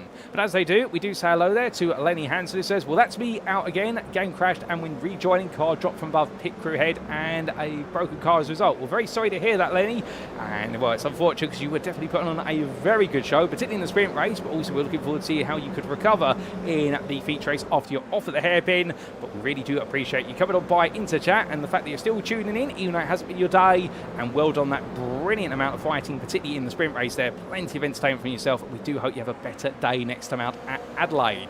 But meanwhile, as we do look back to the very front, or we look from the rear of your lead car, Craig tied up right now, 9 minutes left to go, and Jamie Nuttall, Kyle Morby and David Haynes, well, the four of them have started to make a little bit of a break, as here comes Morby, look up the inside. Morby sees his target here, and right now he's going to try and take on the Skull Machine of Craig Tardock. If he can do that in the purple jet, well, you can understand that right now this will feel as though this is the win that escaped him at the Circuit de Barcelona Catalunya. But Morby into third place, and Nuttall's not an easy customer to pass. Once Nuttall knows you're trying to go after him, he will do everything to put up the walls, and Morby immediately then looking to the inside. Nuttall says, no, I see what you're trying to do under braking. Allow me to put my car right in front of you, all legal. illegal. They're not moving under braking. They are simply approaching the corner as they would normally. And right now, Kyle Borby knowing he's got his equal there as Craig Todd being given the opportunity to really get everyone else behind it to fight and just hold on. But time ticking down. We've got this lap plus at least another 6 more. And right now, anything can happen over these remaining laps. Albeit weather-wise, we're not expecting any rain to fall today. Although there has been quite a bit of cloud here today, but a very low chance of rain. And if it was, it would be very light. It would be speckles rain at most. We would be on slick tyres all the way to the end either way. And right now, all these drivers delivering. And meanwhile, Martin Blankensteiner and Bobby Moss. Well, Moss has found his way ahead. In fact, Moss right now going a bit deep there at turn number 12. And Blankensteiner here goes to the switchback. He'll put himself now onto the outside pursued curve. And Moss will be able to go very defensive here. But does he hold it? As Blankensteiner's going to run out too wide. In fact, that's going to put all 4 wheels into the runoff area, and as he clears through the curve, well, he does not pick up a slowdown there by the looks of his Blankensteiner, so he'll pick up it off track, but he won't pick up a slowdown penalty, so he gets away with it that time. He's got to be careful of that, and instant points right now. Remember, 17, it's a drive-through penalty, and I suspect a few of these drivers will be heading towards 17 at the moment, although brief taps, they won't count as anything, as that's David Haynes, dives on the inside, goes a bit late on the brakes, and he collects Nuttall, but they both react in time. Nuttall opens the steering wheel immediately there, not too much damage to the car, but David Haynes then he wanted to go for it, he wasn't a free wide, and in the end, I think he missed his braking marker and decided, right, I've got to chuck the car to the inside, otherwise it all ends in tears. And well, thankfully, it didn't end up in woe for everybody. But now, Kieran Sharp, he's going to try and look up the inside of Haynes immediately as Nuttall defends there. So you can see that Sharp, or Sharpie as he's nicknamed, is going to try and be a bit of a prickly customer. And it's not going to work out as Haynes runs it wide out of turn 7. But I think he's going to lose a bit of momentum there, fending on the back of Jamie Nuttall. And then he's going to keep Kieran Sharp behind. Tom Davidson and Kieran O'Reilly, they're too wide all the way through Mercedes. O'Reilly brings himself back on there for MSA Racing and just about stays there with Tom Davidson. And Hockenheimring now thinks about getting involved here as we ride aboard the dashboard of the 351. The Luxembourgish driver here thinking, where does he put himself? Well, he puts himself on the inside, but look at that. Davidson trying to scoot around the outside here as Kieran O'Reilly doesn't have any momentum at this point, and that's going to enable Davidson to get into 6th place. And Hamlin there tries to cut it back to the inside of the break. If that's not going to work, O'Reilly there right in the middle of the road saying to him, what are you going to do? I'm fighting with Davidson, thank you very much. So Hamlin at this point right now anchored to the back of this group and coming all the way through the right-hander turn and number 14. Well, Hamlin right now, I think he's found his match and these 2 in front of him. He's also got Bobby Moss only 6 tenths behind, and with 5.5 minutes to go, will this race definitely build up to a brilliant conclusion even more now, as I think everyone knows we're heading towards the closing laps. Tyre life is definitely a bit of a premium, and now everyone is trying to make the places where they can. But as we come from the onboard of Hockenheimring, meanwhile, further back, it is Harry Mason who's found his way ahead of Tony Preston 9 moments ago. How did that happen? Here's a quick replay. So this was coming down in towards turn number 6, and I suspect Preston's going to run a bit deep there as he gets towards turn 7. He does, and Harry Mason there just simply sneaking on through, recovering another place, and up into 7th in the AM class of Harry Mason, and Gareth Ronda in the rear of the picture closing gradually as well. But with that, it's back to your live racing. And as we do come back to live, well, meanwhile, what's happening in the battle for the AM lead? There is Bart Raven. Where is Yuri Shura? Well, the problem is Shura is still fighting with SC Lamb and Stefan Hutter, but it's particularly the battle between the AM and the Pro driver here that has cost Shura so much. And, well, it's absolutely entertaining racing. I wouldn't be surprised if after this race, both drivers are going to have words with each other afterwards, because they'll look back at this and go, why are we fighting each other when the Pros and AMs are up there? But then they'll also pretty reflect afterwards and enjoy the fact they had such a brilliant race. But it is one of those contradictory moments, because really you would imagine they'd want to work together to be able to catch up, but in the heat of the moment you're never going to deny yourself from battling with another driver in these races, and particularly in Yuri Shura's case when you've got Stefan Hutter, the next driver behind you. Well, the problem is if Hutter was able to clear Lamb and put some pressure on him, his son, he might be at risk of losing second in the AM class. So is it better to lose on the chance to win to guarantee yourself second, or is it alternatively a bigger risk there to perhaps go all in for that win, although it's too late for that now, surely? We'll have to see, as meanwhile Martin Blankenstein and Bobby Moss still going at each other here, with Sarah Dove on the back of this, and Dove doing a brilliant job to come back up through the field and get into the top 10. And can she find a top 10 here today? We'll have to see, as meanwhile Bart Raven just watched it from behind. He really does have the popcorn seat view in all that battling. Meanwhile, leaders coming down in towards Einfahrt Parabolica, and Kyle Moore will be trying to go around the outside here for the lead of the race. I think he might get this at this point as he comes off the corner. Does Morby have it? Well, he's almost there. Now he's just got to outrun Twadok to the break-ins over National and hope that at that hairpin that Twadok's not going to go all in for it. But Twadok sees the doors open. Morby tries to beat him on the brakes. Twadok goes in, but Morby does beat it. He's better on the brakes, and he is going to enable Morby to hold on to that lead for now. But you have to go defensive into the Mercedes Arena corner, the 90-degree left-hander. But Morby now dictating the flow of this one, as we do see the ABRUZZI car for the TSRC team staying with them. There is no way past right now for Twadok. He's lost the lead. I think Carl Morby at this point will be saying to him, right, that's it. This is my lead now. I'm bringing this all the way to the end. But Twadok may have other ideas. Nuttall may have other ideas as well. It's such a long queue there. You have got a top 5 separated by less than a second on average. That's how close they are. Literally running nose to tail every corner. And right now only takes one mistake from one driver, and this whole top 5 could be turned on its head. But how did Carl Morby make that move for lead? Here's a quick replay. So this was coming out of Nord Curve, and Twadok went defensive, and Morby picked up so much speed out of turn 1 that time around, and we decided to risk it all around the outside. Lovely bit of trail braking there for Carl Morby, and to be fair to Twadok, he could have been a little bit firmer. He could have run his door to door versus Morby, but decided not to. He thought he could beat Morby in the run down towards the national hairpin, but that's where he lost out. But back to your leaders we come then, ladies and gents, with 2 laps remaining. Morby, Twadok, Nuttall, Sharp and Haynes. That is your top 5 together, but Twadok now having to go defensive for second. Tyre Life is starting to just fall away from the 200 car that did so well to control the narrative of the race for the first 22.5 minutes. But suddenly now it started to go back against him. Meanwhile, in the fight for 6th, it is Tom Davidson ahead of Kieran O'Reilly, with Gwilym Hamling being dropped slightly. And it's Martin Blankenstein and Saradov completing the overall top 10 and an all-pro top 10. With Bart Raven, the AM leader currently, the best part of 7 seconds ahead of his rivals in the AM class, but Bobby Moss is a lot closer. And then you come back to FC Lamb, who right now is ahead of Stefan Hutter and Yuri Shura. And in fact, Hutter has found his way past Yuri Shura, and that has just happened. This is what made the move happen. Now this was coming through turn 12, sure, on the outside there. Oh, a little bit of an elbow from the car of FC Lamb, and it was sure being just elbowed out there. And I think with a result, Hutter tried to then make the move in return on FC Lamb. Didn't quite work out. That's at least what the camera suggested there, but a bit of an awkward angle. It may have been a bit of a deceptive one, but back to live racing we come, and well, I can tell you one thing, sure may have been elbowed out, he may not have, he may have made a mistake, but either way, the only community racing driver now on the attack versus Hutter, we're trying to get that second place back. That fight for the back spots of the podium in the AM class, absolutely ferocious. But 50 seconds left of the clock. Your leaders got onto one last lap. We're onto lap number 19 of 19 we'll do today. The white flag waves. And right now as Martin Blankenstein has to come into the pit lane for a black flag. That is for instant points. So he'll be demoted down the order. He'll see himself finishing towards the back end of the top 20. Well, right now your leaders absolutely going for gold here. As who's going to take victory? Who's going to be on the overall and pro podium? Well, it's Morby, Twadok and Nuttall currently those places, but Sharp and Haynes are right there with them. Meanwhile, Yuri Shura coming out of Nord Curve has found his way back ahead of Stefan Hutter, so he's back into second place at AM. This is also a big outstanding question. Hutter doesn't go for the move there. He's waiting for a later opportunity, potentially at the national hairpin. But here we see Davidson trying to cover off the door there versus O'Reilly. O'Reilly trying to go around the outside again. Is it going to work? Not quite. And Davidson just parks the car at Apex and says to him, there's no way through for you. And now into Mercedes. Well, here's going to be a potential move from O'Reilly. No is the answer. He just cannot find a way in. Meanwhile, back to the front.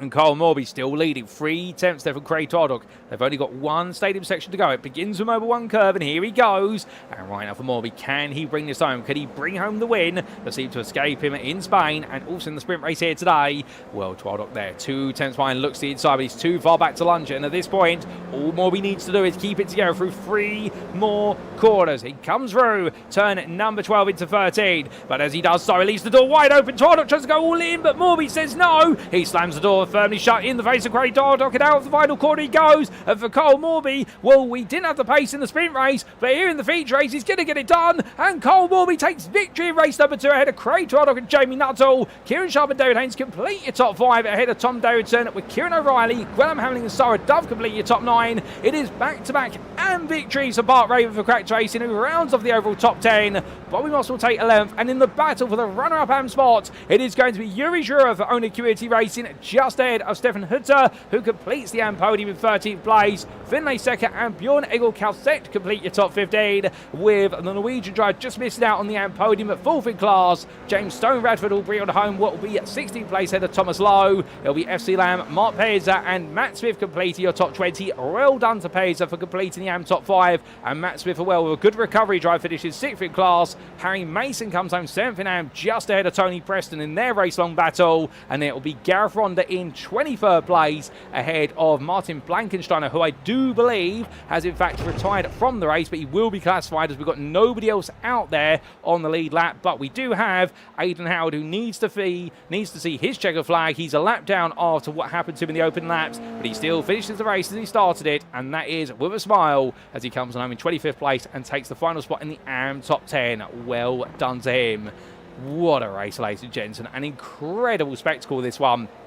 But for Kyle Morby, what a drive. Started 6th, gradually made his way up the order, and in the end took his time with the race, preserved the tyres, and was able to make those moves when it mattered most. Took the lead off of Craig Tardot with only 3 laps to go, and then after that never let it go, even though Tardot put the pressure on, and Morby in the end delivering a brilliant win and showing that he can take victories in the feature races just as much as he can in the shorter sprints. But as everyone cools and calms on down, Craig Dardock coming into the pit lane as well, although it's going to get busy coming into the pit lane with the car there of what is one of our Cracks Racing drivers going on around. We see Bobby Ross parking up on the start-finish line. He's enjoyed himself out there. He's had a good time. We've all had a good time, ladies and gentlemen. And as they say, let the good times roll, and we're going to roll away to take a look at those race results, subject to Eddie Shure's inquiries. And here they are for your 30-minute feature that wrapped up round number 2 of the Sim Racing Collective with oNiD Community Racing GR Cup for 2026, brought to you on iRacing from the Hockenheimring Baden-Württemberg. And as we saw, Kyle Morby taking the second win of the day overall in Pro, and what a drive from him after a dismal race number 1. Well, he's made up for it in this one, and he was only 2 tenths ahead of Craig Toddock at the line for the Sim Racing Collective Esports, and Cracked Races Jamie Nuttall added his name to the podium finisher list once again, and well, coming on through very happily with that one. Kieran Sharp taking 4th place there for the Sim Racing Collective Esports ahead of David Haynes, who fought hard but in the end lost out a little bit towards the late stages, and Tom Derriton then led the next pack in 6th place for the Sim Racing Collective Esports, making sure that he got the upper hand versus Kieran O'Reilly with the MSA Racing driver, showing that here today he is definitely formidable when it comes to battling. William Hamling took 8th place with the Cracked Racing driver losing pace towards the end, most likely due to tyre life and wear, and Sarah Dove coming through the field to finish 9th. Brilliant effort from her starting 15th, and more of the privates here. We love to see more of that going into next round. 10th place, it was your AM winner, making it back-to-back AM wins day. Bart Raven there for Cracked Racing. All he had to do in this one was survive and stay out of trouble, and he did exactly that. And then Bobby Moss took 11th place there, best of the rest for Nigel Mansell Fan Club, ahead of Yuri Schurer, who managed to take home 2nd place in the AM class, just ahead of Stefan Herter for Cracked Racing, who was only what was half a tenth behind at the finish line. Behind the AM podium finishers, it was 14th for the Pro of Finlay Secker, ahead of Bjorn Egil Kalset, and then the Norwegian driver 4th place in AM was ahead of James Stone Radford and Thomas E. Lowe, the 2 pros there who enjoyed a bit of a ding-dong battle as the race went on, and they finished ahead of FC Lamb, who lost out in the late stages, and the GRS drivers followed up by Mark Peza and Matt Smith, who completed your top 20. The Cracked Racing driver took 6th place in the AM class. Couldn't quite catch up to Peza as the race closed out, but he was able to make sure that he wasn't caught by Harry Mason for the Dogs, who then got the upper hand of Tony Preston. Gareth Ronda took 23rd for Cracked Race in the last lead lap finisher, and we did see a lap down there for his teammate Martin Blankensteiner with that drive-through penalty, and we also did see a lap down finish for Aidan Howard due to his difficulties at the start of the race, that instant at turn 6 and 7 in particular, and in turn number 12 in particular, I should say. Let's get that corrected, and the only community racing driver in the end still finishing. Unfortunately, we had retirements for Danny Morris and also for Lenny Hansen with the technical issues with the car. Things not going quite right for the wheelchair racing driver.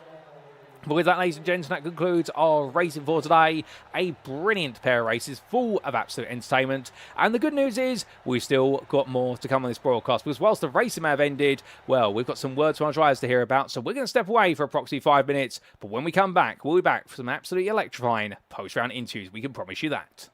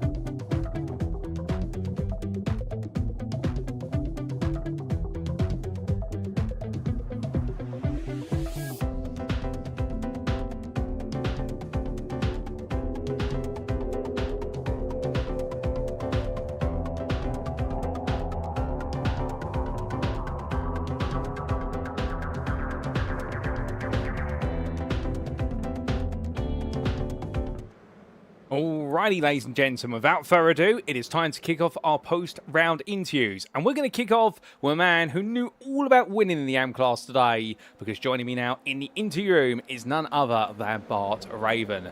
Bart, good evening to you. What a day for yourself today. Pole position in the AM class, every lap led in the AM class in the sprint, every lap led in the AM class of the feature race. A perfect round for yourself. Oh, absolutely. Good evening, Paul, and viewers. Yeah, it was great, honestly. Couldn't ask for much more, I think. Oh, 100%. I mean, in terms of coming into today, did you expect to have as good a day as this? Was your practice showing you that you were one of the quickest AM drivers out there? Well, I went into the practice server.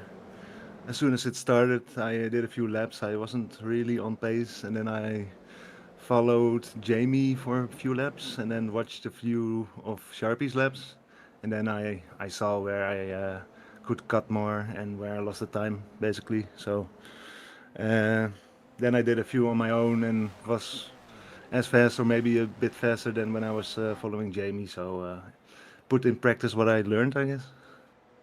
Well, the practice definitely paid off, no doubt about it. Starting with qualifying, 10th overall in qualifying, and a bit of a gap to your class rivals, to be fair to you. I think the next closest in qualifying was Yuri Shura, who started second. I mean, were you starting to feel after qualifying, you know what, this could be a bit of a special day, because you were surrounded by pros? Yeah, I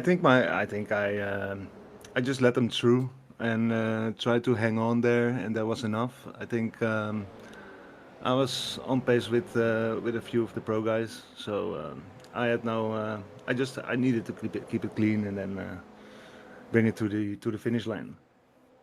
Well, you did exactly that in the sprint race, and in the end, finishing ninth. I mean, a bit of a special ending to the sprint race, of course, because you were just ahead of your teammate Hockenheimring, and it meant the two of you started on the front row together for race number 2. So a win and a front row start. That doesn't normally happen for an AM driver. True, true. I think it's been a long time since I've been like in the leading pack of the pro field. But it's like a few seasons ago in the MX5, I was pro and I was up there with them, and then in a GT4, I just couldn't. I'm not fast enough, and I think with these cars, I'm just on the cusp.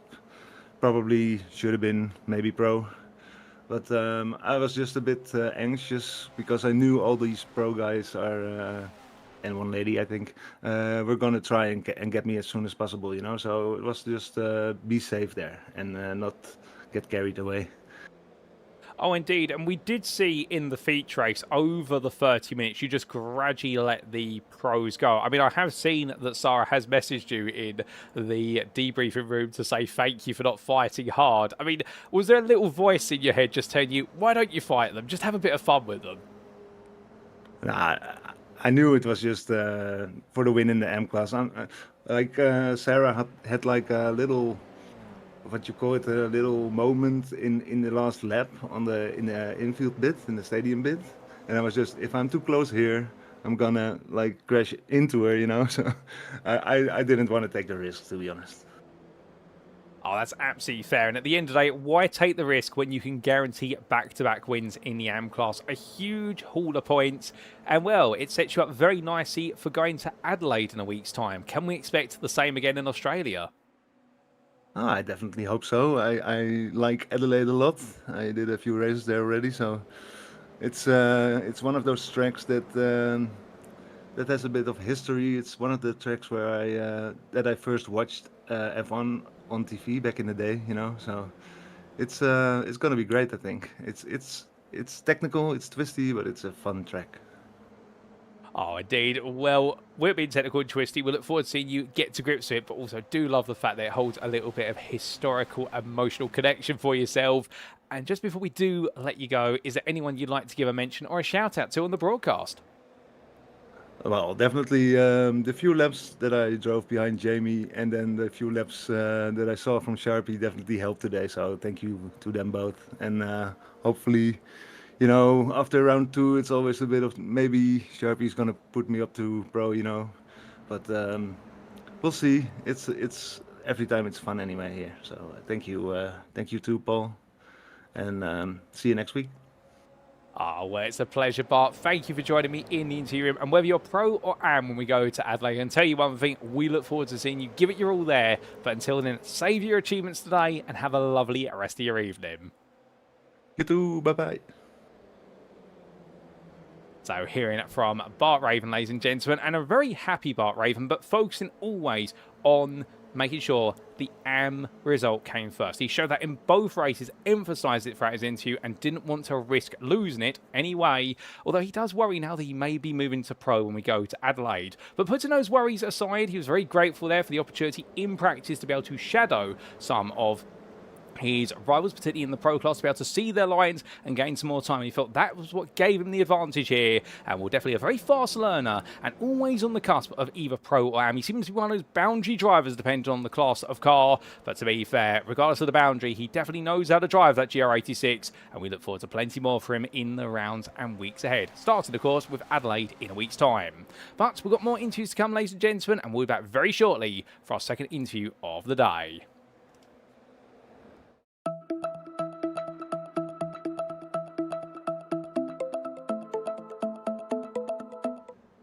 And so, ladies and gentlemen, for our second interview for today, we're now joined by none other than our pro driver in the lime green racing machine. It's David Haynes. David, good evening to you. I mean, you look like you had absolute fun out there in your car, whether it was the sprint or the feature. You were going for it every lap. Oh, yeah, it was definitely a fun race, that's for sure. Oh, without a doubt. I mean, we've seen you on the brakes. I think you're one of the most daring drivers on the brakes out of everybody here. Is this a car that you just naturally feel very comfortable with? Because I think you're braking about 10, 15 minutes later than most would try to. Yeah, I think that was mainly just when I was going for moves, because, like, otherwise I would always brake a bit earlier, but I'm pretty confident on the brakes when it comes to the overtakes. So, other than that one corner, which I don't want to talk about. Oh, well, we might have to just trouble you about that one in due course, but let's take our time getting there. Let's talk a little bit about qualifying. Fourth place in a very stacked and tight grid. Were you happy with your qualifying performance? No, not really. First lap I invalidated, unfortunately. Second lap I just took it a little bit easy, just to make sure I got a lap at least. And then the third lap, yeah, made a couple of little mistakes here or there, so could have been better, but it wasn't bad in the end. Well, it wasn't too bad, like you say, but of course, qualifying is just a lap, then it comes onto the races. But in the sprint, it did look as though, given where you'd started, you got shuffled down the order a little bit in the sprint race. Yeah, unfortunately, I cut the first corner a little bit too much and had to slow down on second or third lap. So, yeah, that put me on the back foot straight away. And just for the viewer's perspective, when you are in these long trains, I mean, we saw it in the sprint, and we saw it even more so in the feature race. These cars, they pick up a big tar for each other, but what's it like having to juggle the fact that if you go for a move, you've got 4 or 5 cars behind that want to take the place off you? Is it almost you're forced not to fight in some respects? I don't concern myself too much with what the people behind me are doing. It's more making sure that you can get the one person cleanly and not take out the person in front of him. Because obviously if they try to take their proper racing line and you're coming a little bit faster on the inside, you could sometimes clip them. But yeah, no, it's like I say, the people behind me, I tend to leave them get on with whatever they're doing. Ah, fair play. Well, always looking forward, never looking back. I think that's a good way to think about the racing. And towards the end of the sprint, we did see you bring home a 7th place. Something tells me you left that race wanting a lot more going into the feature. Yes, definitely. I made quite a few mistakes, which were unfortunate, but, you know, live to fight another day, as they say. And so, going on to fight in the feature race, I mean, at the start, we saw you go all in, and yourself and Craig told up battling hard in the opening 15 minutes. I mean, was there a point where you suddenly thought to yourself, actually, I've still got about 20 minutes of racing to go. These tyres are going to need to be protected, otherwise I'm going to have no tyres left. I didn't think about the tyres, to be honest. They tend to last for that length of race. But at one point, I definitely tried to push him along, trying not to fight and build a bit of a gap, but didn't really work, unfortunately. Well, it didn't quite work, and in the end, we did see you start to really have to fight with the likes of none other than what was Hockenheimring, Jamie Nuttall, etc. And there was one bit of a dicey moment at turn number 2 that we must come back to. I mean, it looks like you just missed your braking marker a little bit on that one. Yeah, because I couldn't see the braking marker properly on the left-hand side because Kyle was alongside me. And then saw the brake lights come on from everyone around me, and I kind of panicked a little bit and went to 100% brakes, which just went into ABS, and then it just wasn't stopping at that point. So just did my best to avoid everyone. Oh, to be fair, and I'm sure all your rivals, including Jamie, who did feel a little bit of your car side by side, but you all did very well to negotiate. I mean, great respect shown. And come the end of the race, we saw you take 5th place. I mean, not quite a podium perhaps, but all things considered, the fighting, a happy end to the day? Yeah, considering how I started with last week, I was fighting with the car a little bit. So yeah, this week's gone a lot better, to be fair. And can we perhaps expect that to continue when we go to Adelaide? Perhaps a first podium on the cards? Hopefully. I have been doing Adelaide this week in the production challenge, so hopefully that will give me a bit of help and hopefully a bit of an advantage if other people haven't been doing it. Oh, fantastic. We look forward to seeing what you can achieve down under in Australia. But just before we do let you go, is there anyone you'd like to give a mention or a shout out on the broadcast? No, I don't think so, to be honest. No worries at all. No worries at all, David. Well, it's been an absolute blast having you join me in the interview. Congratulations on your performances today. May not have been a podium, but you definitely gave us plenty of quality entertainment. We'll see you at Adelaide, but until then, have a wonderful rest of your evening. Thank you.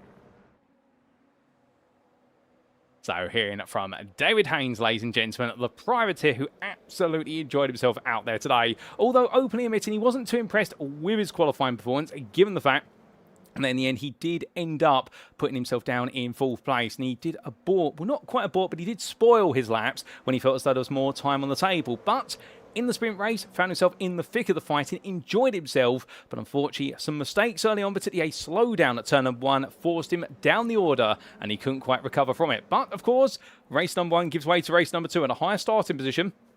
In that one as well, found himself in the scrap and wanted to work with Craig Todd, as we do see on the replay pictures here, in the early stages to break away, but that didn't quite happen and therefore end up in more and more fighting, and well, definitely got his elbows out, but did get a little bit too elbows out perhaps when he did miss his brake marker in that moment at turn number 2, but everyone survived it and everyone's learned from it, and he's getting to grips more and more with the car. So next time at Adelaide, we could probably expect David Haynes to definitely be pouncing on the podium, but can he finally land that first podium? Well, that's what we'll see there. But with that, we've got 2 more drivers waiting an interview, so we're not going to keep them waiting too long. We'll be back again very shortly, ladies and gentlemen, for interview number 3.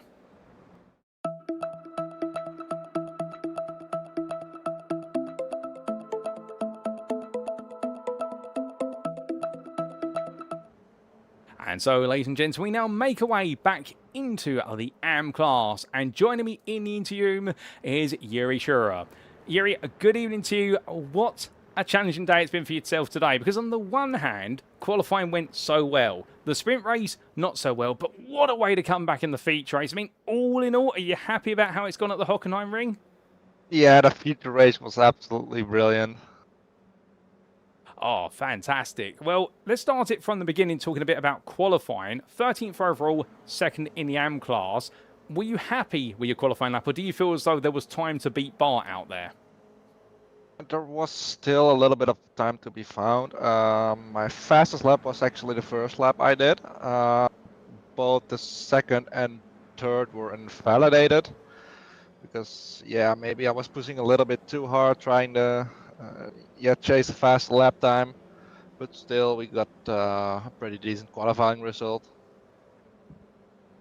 Well, indeed, a decent qualifying result, and going into the sprint race, it was looking okay at first. I mean, everyone's safely through the opening few corners, plenty of 2 wides, but it all just went a bit wrong as the race went on for you. Yeah, race 1, start was good, gained a few positions. I think at some point I was top 10 somewhere. But then I believe turn 6, I turned in a little bit too early. There was a car on the right. I didn't have crew chief on, so I didn't hear anything. Didn't see him, turned in on him and basically spun myself, and yeah, I was pointing the wrong way. And after that, I was just trying to catch up, trying to make a few positions, trying to get a bit more decent starting position for the second race. And yeah, that's how it went. Oh, a bit unfortunate there what happened, but it's good that you've been able to take the time to look back and reflect on it. But let's now talk about perhaps a more positive moment for the feature race. A good start for yourself. I mean, it was packed into turn one. I don't know how you managed to survive it. And after that, you were just moving up places left, right, and centre. Yeah, start was good. Was on the inside at turn one. It was really door-to-door racing. The guys next to me, I believe they spun, so I didn't have to worry about pressure from behind. So I could just focus on attacking. That went well. Eventually, I was like P15, and yeah, then we moved to the fight to the end. I believe lap 17, there was a little bit of a bump pass. So yeah, after that I just smelled blood and just wanted to chase him, get my position back, and yeah, it was just heart racing. I did pull the same move on him, but unfortunately I spun him. Yeah, Well, quite hard racing. oh, 100%. Like you say, hard racing. And just on that, you're battling with FC Lamb. I mean, the two of you, when you got close to each other, were only 2 seconds away from Bart Raven. I mean, was there a part of you praying that you'd work together because Bart was so close? No, I think it was 3 seconds, and lap times were roughly the same. So I knew he was gonna win DM's class. So yeah, there was no point trying to chase him. Like I could pray for a mistake and hope for the best, but no, the gap was a little bit too much. Oh, that's fair play. Really appreciate your honesty on that one because we were wondering whether you could have worked together, but like you say, not catchable. So in the end, you had to battle hard with Lamb, but also with Stefan Hutter. He managed to get back ahead. He managed to get ahead of you at one point, but you found your way back for second. Yeah, I don't actually know how that happened. What was his name again? Stefan Hutter. Yeah, I had some little bit of fighting with him, but I was more focused on like staying ahead of the group and yeah, finish the best position I could. Well, it was definitely a brilliant end to your feature race, and with some solid points, next up, Adelaide. What can we expect from you there? Just hoping to survive there, like 25 plus GRs on a street circuit. Yeah, that's gonna cause some incidents lap one. So let's see if I can survive that. Well, we look forward to seeing if you can survive the madness of Adelaide. But just before we do let you go, just on the thought of circuits, if you were to choose any circuit you could race a GR86 at, what would it be? Say either Donington Park or Zolder. Oh, good pick of circuits there. I'm with you on Donington Park in particular, but I might be slightly biased as being British. But just as we see you off, is there anyone you'd like to give a mention or a shout out to? Big shout out to Ben for making the nice liveries for today's race, and to my teammate Aiden, who also got a special livery for this race. Oh, fantastic. Well, I can see Aiden is in the chat saying fantastic result, Yuri, and the liveries looked absolutely fantastic on the cars as well. We'll leave it there, but congratulations today on your fighting, particularly second place in the feature race. We'll catch you at Adelaide, but until then, Yuri, well done and have a wonderful rest of your evening. Yes, you too.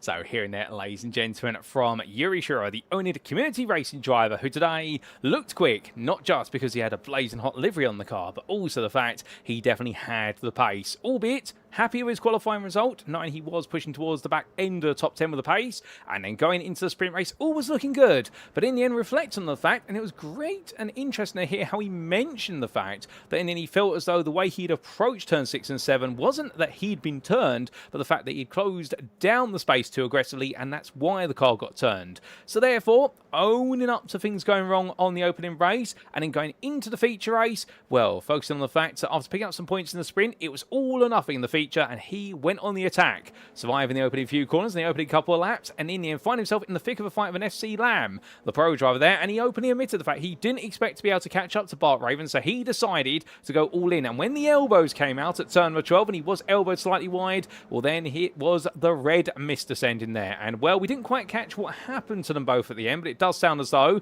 there was some further contact and FC Lamb unfortunately losing out from it, so there might be a risk of a stewarding report and investigation, but still the only community racing driver enjoying himself out there, making his way onto the AM podium, and we look forward to plenty more at Adelaide, although he does have his nervousness about the street circuit, but hopefully those nerves and worries will be unfounded. But with that, ladies and gents, we've got one more interview to go, and well, we kept the driver waiting, let's not keep him waiting any longer.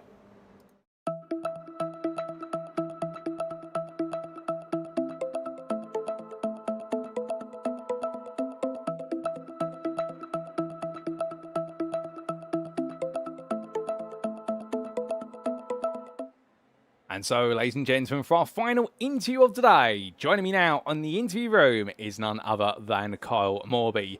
Kyle, good evening to you, and well, what a day you've had in the thick of the fighting, much like David Haynes we spoke to earlier on. I mean, you must be exhausted from this one. Good evening. Yeah, it was pretty ferocious in both races. It's such a toe fest at Hockenheim that you can't really get a gap, or if you do, you just tow straight back up to someone again, or they tow back up to you. But there was some really good racing this evening, so it was good fun. Oh, without a doubt. And remembering, of course, the circuit to Barcelona Catalunya, you were very quick there, and I do believe were our sprint race winner there. But in qualifying and the sprint today, it looked as though the pace wasn't quite there. I mean, I say that given the fact that the top 5 in qualifying were again separated by only quarter of a second. Yeah, I think I'm going to put that down to a lack of practice. I sort of left it quite late to join today, and I haven't tried Hockenheimring iRacing yet. So it was quite a learning curve, and I didn't get there in time, annoyingly. It didn't really click during the first race either. It was sort of, weirdly, it was the 3-lap practice we had before the feature race, where something just felt better, and I was like, oh, okay. And then, wow, lucky it was enough to win the feature, so... Oh, no doubt about it. And just on that then, in the sprint race, I mean, we saw, much like in the feature race, the top 10 really forming a long train in a situation where you don't feel as though you've got the pace to move forward. I mean, do you as a driver then start looking more backward? Are you still studying the cars in front and thinking, okay, is this where they're gaining a 10th? Is this how they're doing it? Yeah, it's still a learning curve. Obviously, every session is useful, just to try and improve. And yeah, there's no better opportunity than with all the other cars on track. To sort of learn from. So it was a mixture of seeing if I can stay with people, and obviously more so keeping an eye on behind. But again, you can't let what's going on behind you take over, else you won't go forward. Oh, no doubt about that. And well, speaking of going forward, whilst it was a 5th in the sprint race, still some solid points in the feature. You started in 6th, and you very quickly made your way forward at first. Although it did look as though for every step you made forward in the opening half of the race, you also made to take a step backwards. Yeah, I just didn't think I was going to get anywhere. I mean, David helped me out massively with his ambitious lunge, shall we say, which sort of bunched them up a little bit more and allowed me to get through to P2.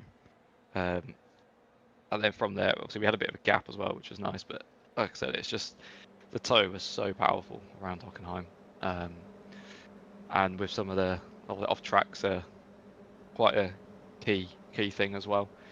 If you're following car too closely, you can't really see where the apex is, and all of a sudden you're either cutting it or you're running off track. So it was a tricky one, definitely.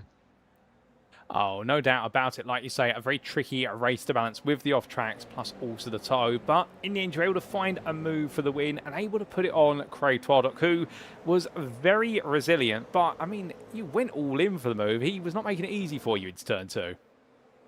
No, I had to give it a go. I had someone, I think someone held it around the outside when I went for a move on them earlier in the race, and I was like, oh, well, we'll give it a try. It worked for them, so thankfully it worked for me as well. So yeah, it was ambitious, but it was fair racing as well. I got given space, which was great.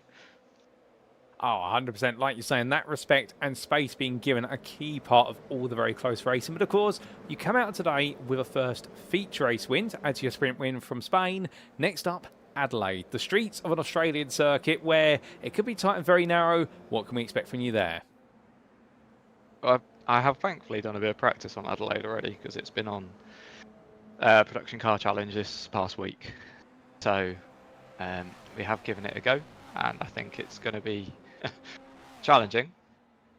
A lot of mistakes, a lot of clipping walls. It's just so easy to do. So it's going to be one to watch, shall we say? Oh, 100%. And we look forward to seeing it, whether you can perhaps make it another win or even both, or at least make it a double podium. But just before I do let you go, is there anyone you'd like to give a mention or a shout out on the broadcast? I think the top 10 in both races, to be fair. Some really good, clean racing going on. A lot of respect out there. Obviously, there was 3-4 cars wide at times, which is insane that we managed to get through the corners with that many cars that wide. So, yeah, it was just great racing this evening. Oh, 100% we agree with you on that, Carl. Incredible racing. You were a critical part of it as well. Well done on your results today, particularly the win in the feature. We look forward to seeing what you can do at Adelaide in a week's time. But until then, thank you for joining me and have a wonderful rest of your evening. Nice one. Thank you, Paul. You too. So hearing that, ladies and gentlemen, from Kyle Morby, the privateer today, who openly admitted he had the time he wanted to practice, and the absence of some practice meant he was always on the back foot going into the round. Qualifying, 5th place. And a respectable 5th place, but no, there was time out there, but he needed to find it. But interesting, he didn't find or get things to click until the 3-minute warm-up period where he was able to put some laps in there, and then suddenly he was able to get it to click, and that's why he was able to take a step forward when we did go into the feature race. But in the sprint, making sure to always keep his eyes forward, much like David Haynes was saying earlier about the fact you don't worry about those behind, let them figure it out until they make you a problem.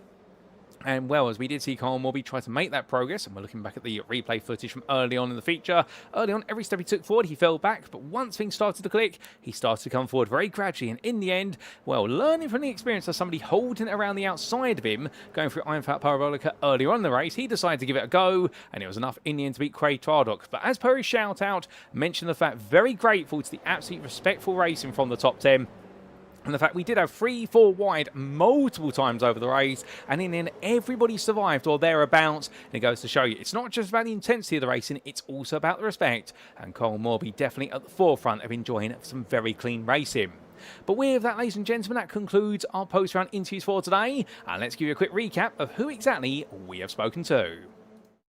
Because as we can see, we've had 4 interviews, 2 from AM, 2 from Pro, and we kicked off today with Bart Raven from Cracked for Racing, and the AM class double winner there, absolutely enjoying himself, no doubt about it. We then came to the Pro class, and the privateer David Haynes there enjoying himself, but known as a few more points out there, but he got in the thick of the fighting, and in the end, the points may have gone out the window for the enjoyment. And then we came back to the AM class, the only community racing driver of Yuri Shura, who in the end talking about the fact that whilst qualifying went well, race number 1 was a bit of a bust after the incident at turn 6 and 7, but he was able to get right back in the thick of the fighting and let the red mist descend in race number 2 to take that runner-up spot in the AM class, although not too aware of the fact he was fighting with Stefan Hutter, but definitely knew he was fighting with FC Lamb over the distance. And then we just heard from Kyle Morby, your Pro class driver today, who with not too much practice got up to speed going into race number 2 and was able to deliver his first feature race win of the season. Well done to all 4 of them for their brilliant performances today, and a huge thank you to them for joining me in the interview room, and we look forward to seeing them and all their rivals carry on the story in Australia in a week's time.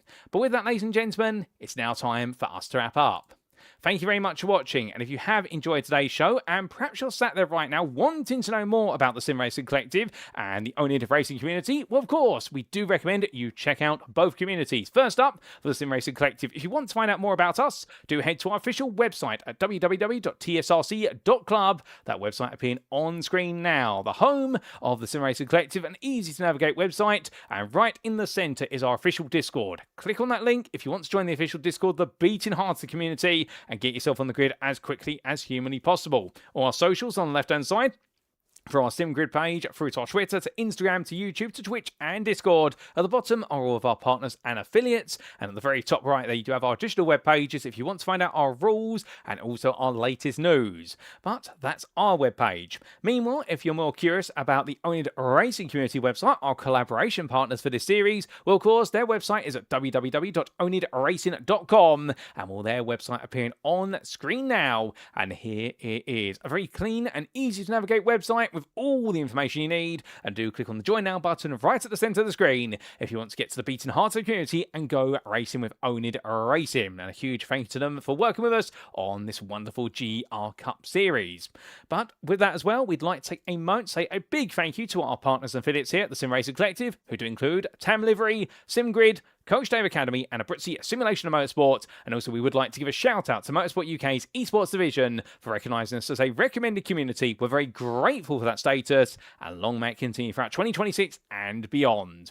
But with that, ladies and gentlemen, well, now we look ahead to next time, and in round number 3, we make our way down under to Australia, and it will be on Monday the 20th of April 2026. The walls will loom large, and at the infamous street circuit that was once the undoing of a championship campaign of Damon Hill, we'll see our drivers go there for the thrill, but who exactly will come out on top on the streets of Adelaide? In the pro class, we had a top 10 today that were absolutely inseparable, and it's anybody's guess who's going to be leading the championship going into the next round. Meanwhile, in the AM class, Bart Raven has hit his stride, and with back-to-back wins, he's definitely going to be right towards the top, and can anybody stop him from continuing his win streak? Well, all that and more, the only way to catch it all is by following the story on our YouTube channel next week. But until then, we've been the Sim Racing Collective, and I've been your host and commentator, Paul Walsh, and until next time, to stay safe, stay well, stay smiling, and most importantly, as always, ladies and gentlemen, remember to stay on track.